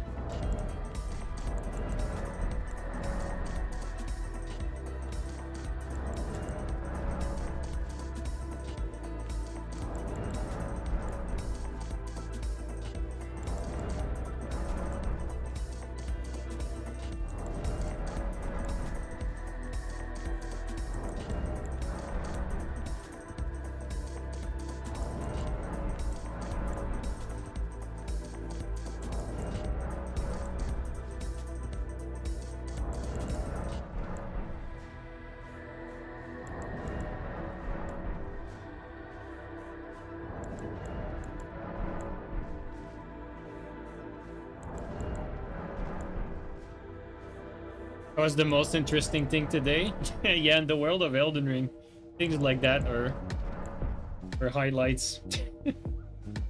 Or hamster died. Something like that.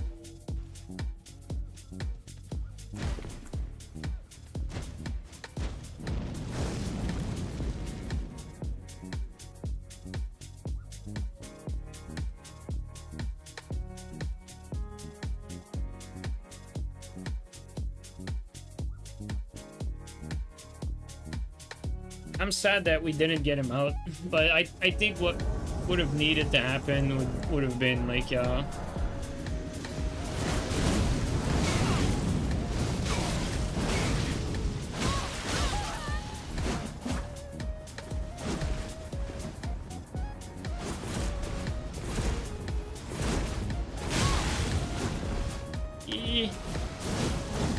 Whoa.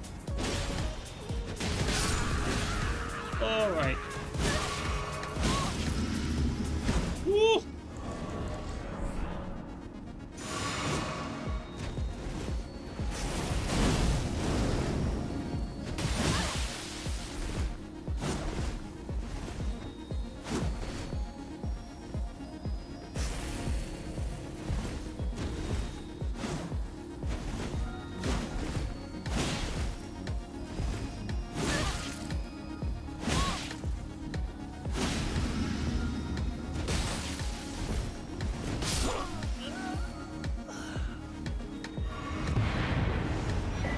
I forgot how, like, annoying it is to fight Hyper Armor with Kestis. Like, you can only really wait.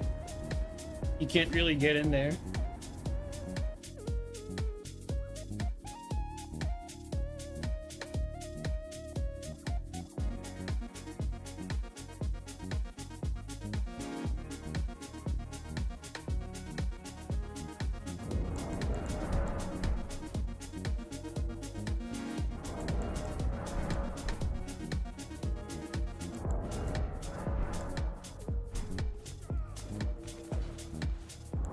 Fight?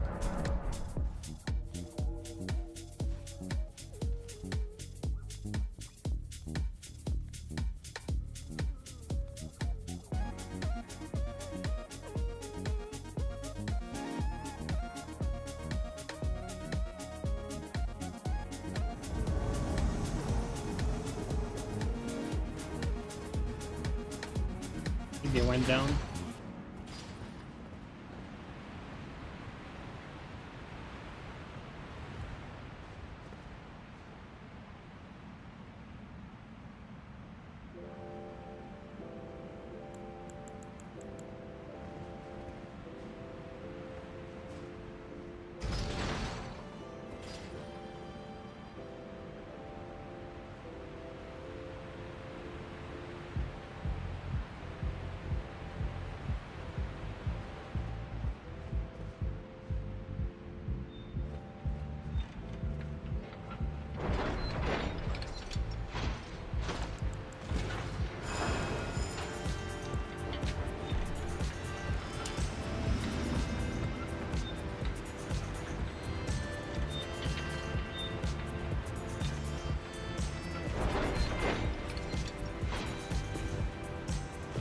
might get fog walled.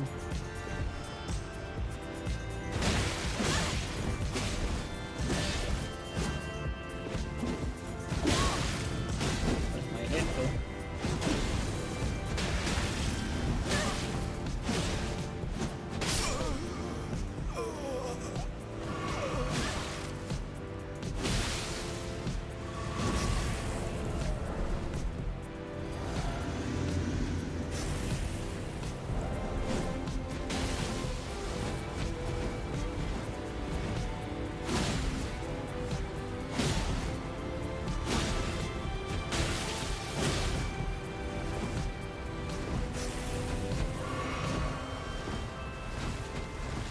Range on that thing.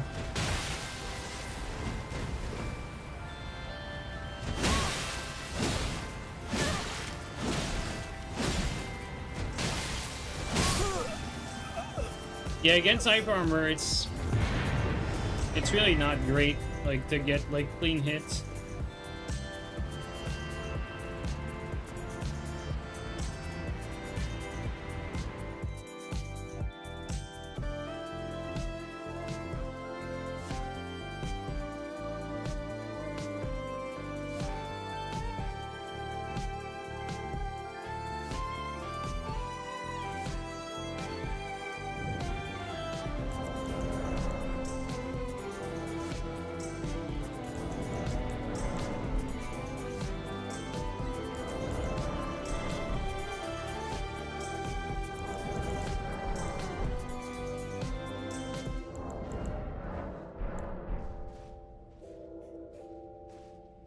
Wonder what else I could put on Kestis.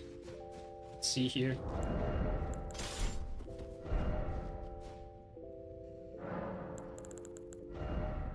For this one, I think I'm gonna keep it just in case we meet our friend again.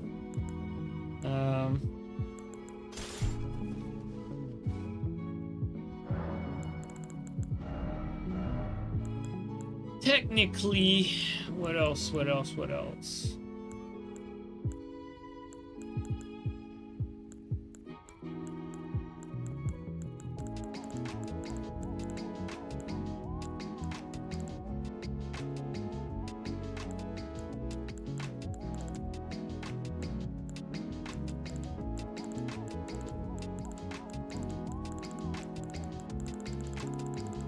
You know what?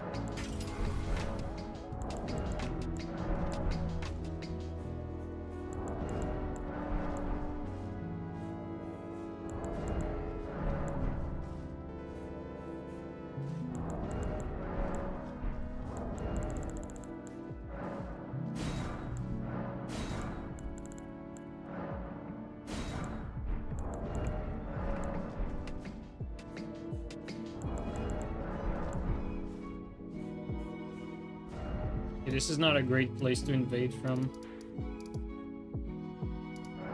Go back here.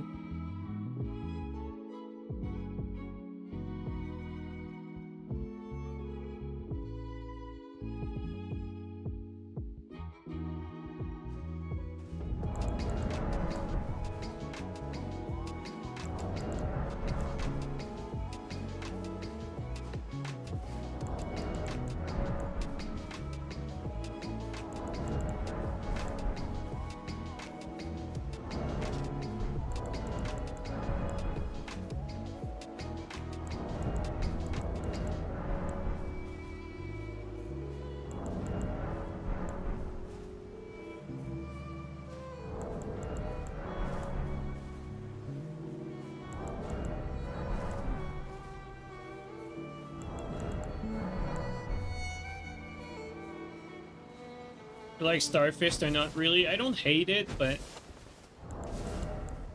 I'm not really big into Starfist.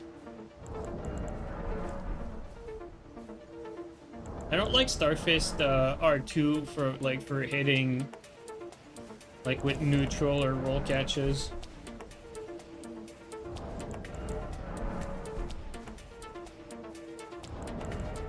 But I like Starfist for sleep punish though.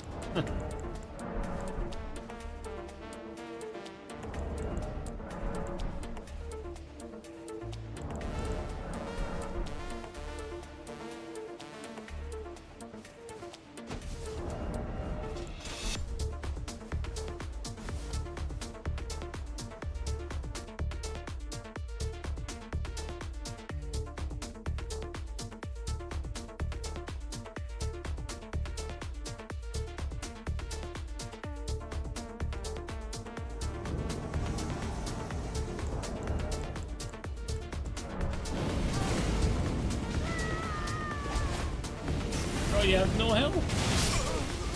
What are you doing?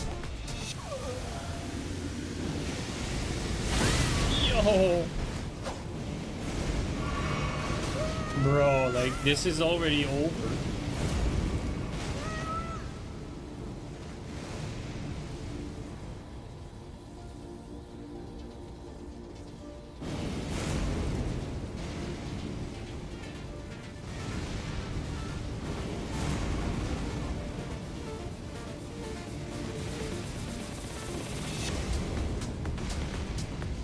There's nothing there, bud.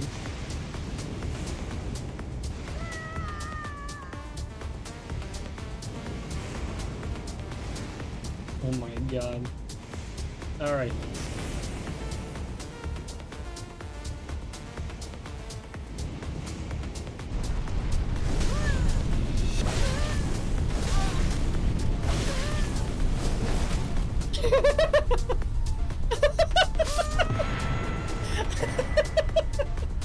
Blind spot moment. Oh my god.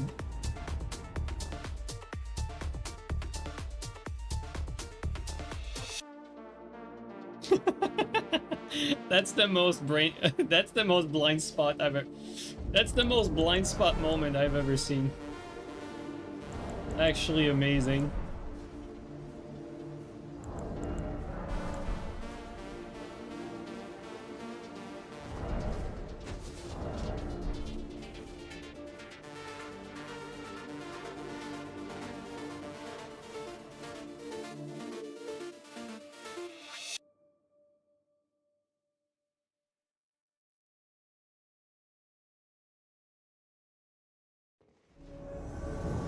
Oh. There's 3 of them though.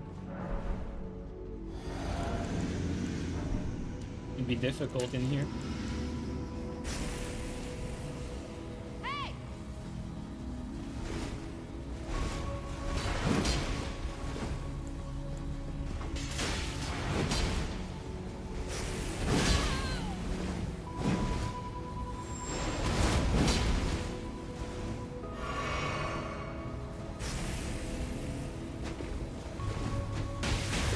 Oh, the last.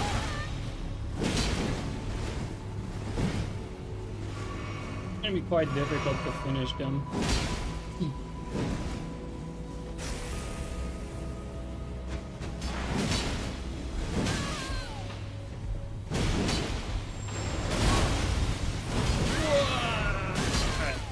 Just all comboing, yeah. Yeah, you're not winning that with Gestus, unfortunately. Not enough damage and you can't like attack them back. Yet now, like now with a few invasions, like I'm starting to remember like why I kind of stopped playing with Kestis. It's like in certain matchups when in an invasion setting, you can't do anything because all you can do is wait. Like you have no in. You can only wait for them to do something. Whereas like if I had a Gugs, like if I mirrored them with a Gugs, I'd be able to stun them and attack them first. Like this situation is just like perfect example of Estes being a terrible invasion weapon.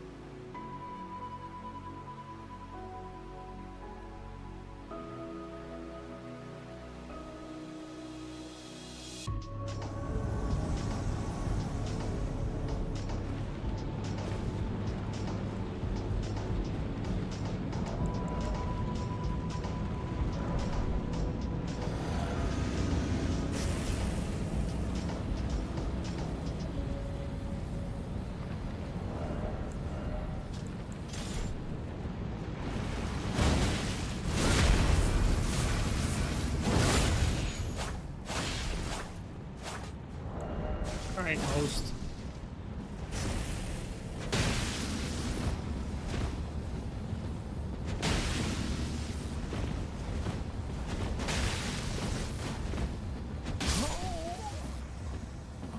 Insane helmet, by the way.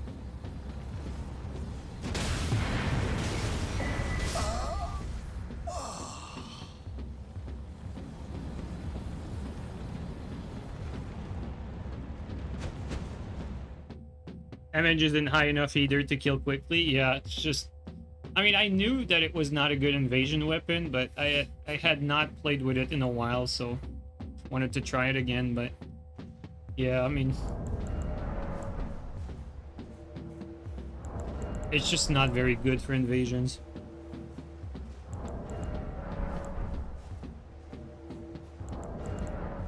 Like, it has nothing going for it. The only thing it can do is, like, finish people.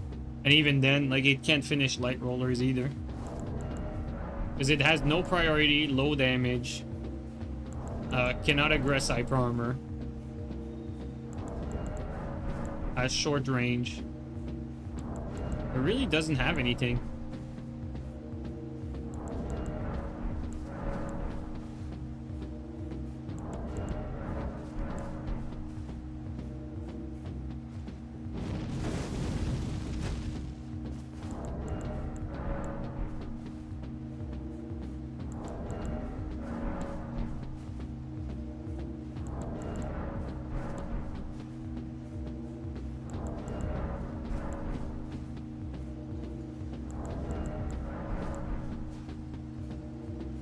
It's great for duels. I mean, not even, honestly. Like, it heavily depends on the matchup, and even then, like, it's not... it used to be good, but it's really not anymore. Like, it gets outshined by pretty much everything else.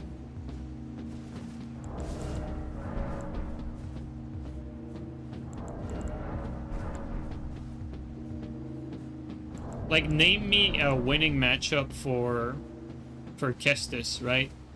Like, you're probably gonna say, like, okay, maybe like against Gugs. You know, like, what else aside from colossal weapons? Like, what does this win against? This doesn't win against hyper armors. Hyper armor weapons, like, great weapons, actually beat Kestis. Because, like, Starfist can trade with hyper armor weapons. This can't. This will lose any trade. Can't stun them, can't aggress them. What about, like, Shamshir? Shamshir is same damage, more range, you know, better moveset.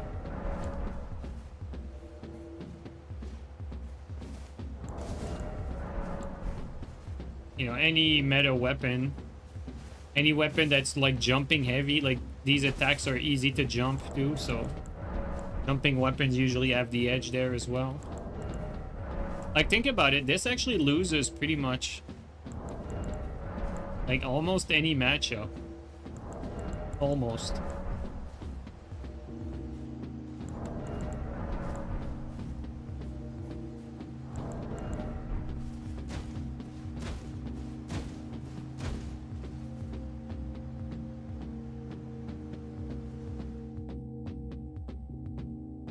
He wins against perfumes? Yeah.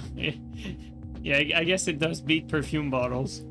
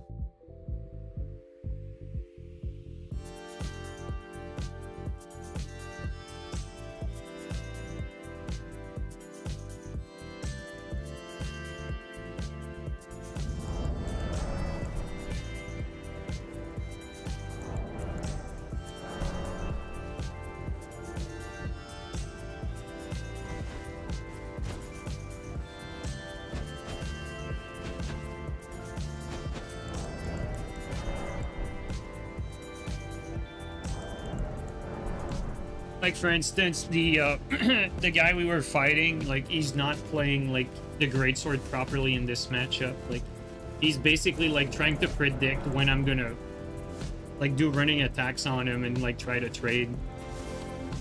It's like, you know, this is not Dark Souls 3, like you can't do that. Like what he needs to do is just keep spamming like running attacks at me, always in range, so he never whiffs and I'm always like on the defensive.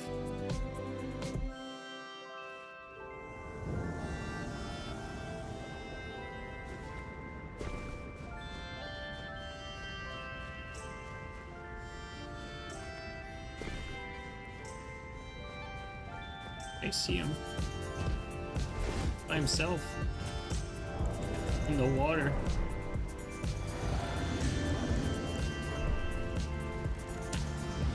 The eel and everything. Alright, let's heal as well.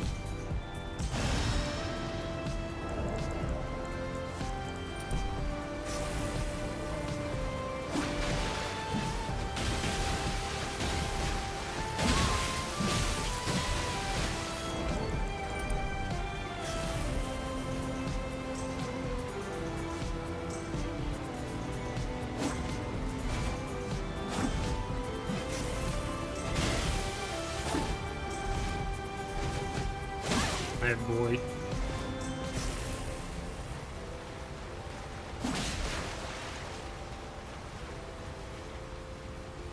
Elevation is fucking me there too.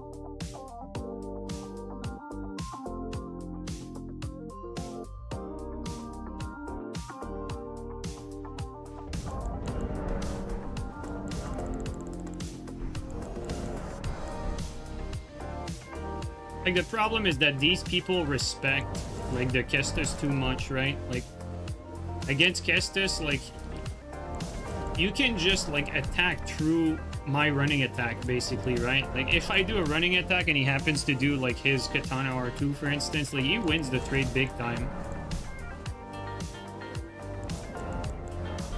Like he needs to not worry about trading basically.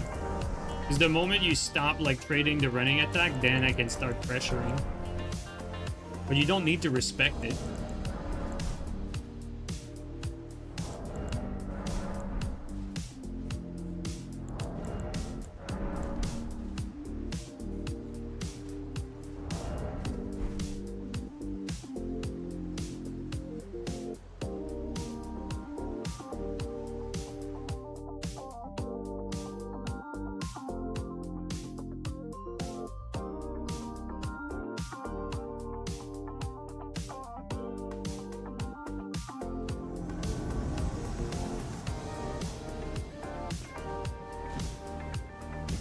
We saw this host earlier.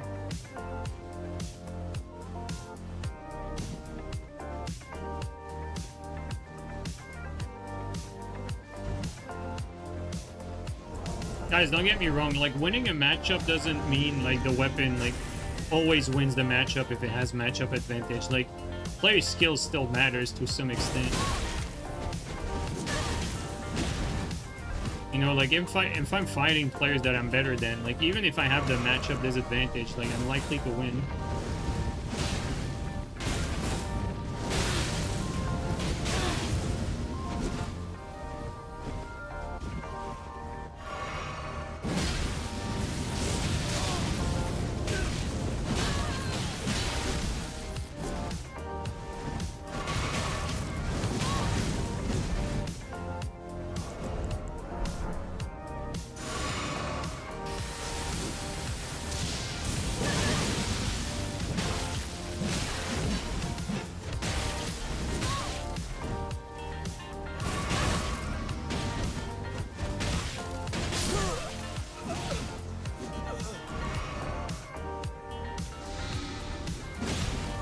stuck on the deer. Insane.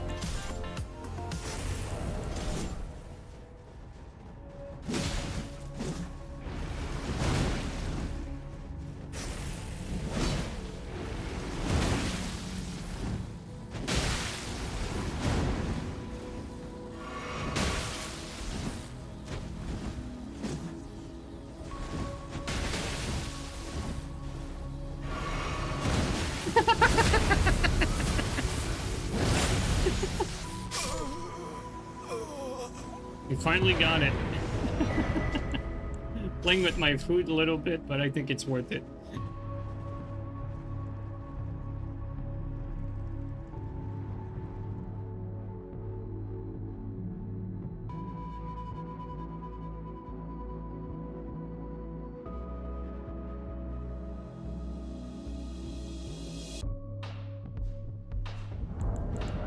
Alright guys, last one for today. One last, and then I'm gonna call it after that.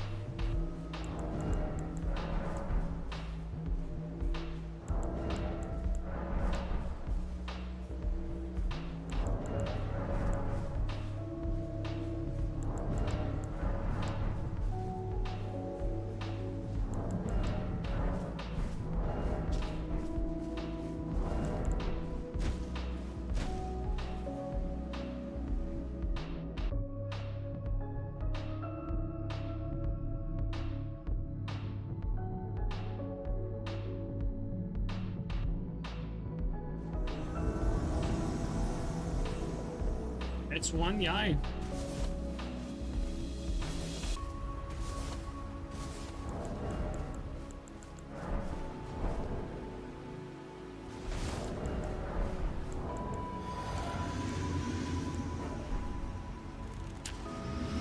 Alright, buddy, let's do this. As the edgy wall.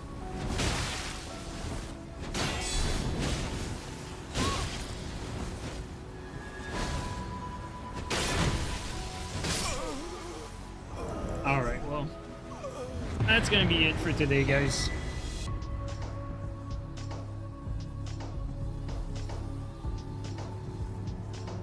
Alright guys, thanks everyone for coming by the stream again. Really appreciate it. I hope you enjoyed the, maybe not Starfist, but I hope you enjoyed the Great Spear earlier with the full charge R2. I think we had some good invasions there, you know, a couple of nice little sequence. Alright guys, thanks everyone for coming by again. Really appreciate you guys, and see you next stream. Let's raid another Elden Ring player.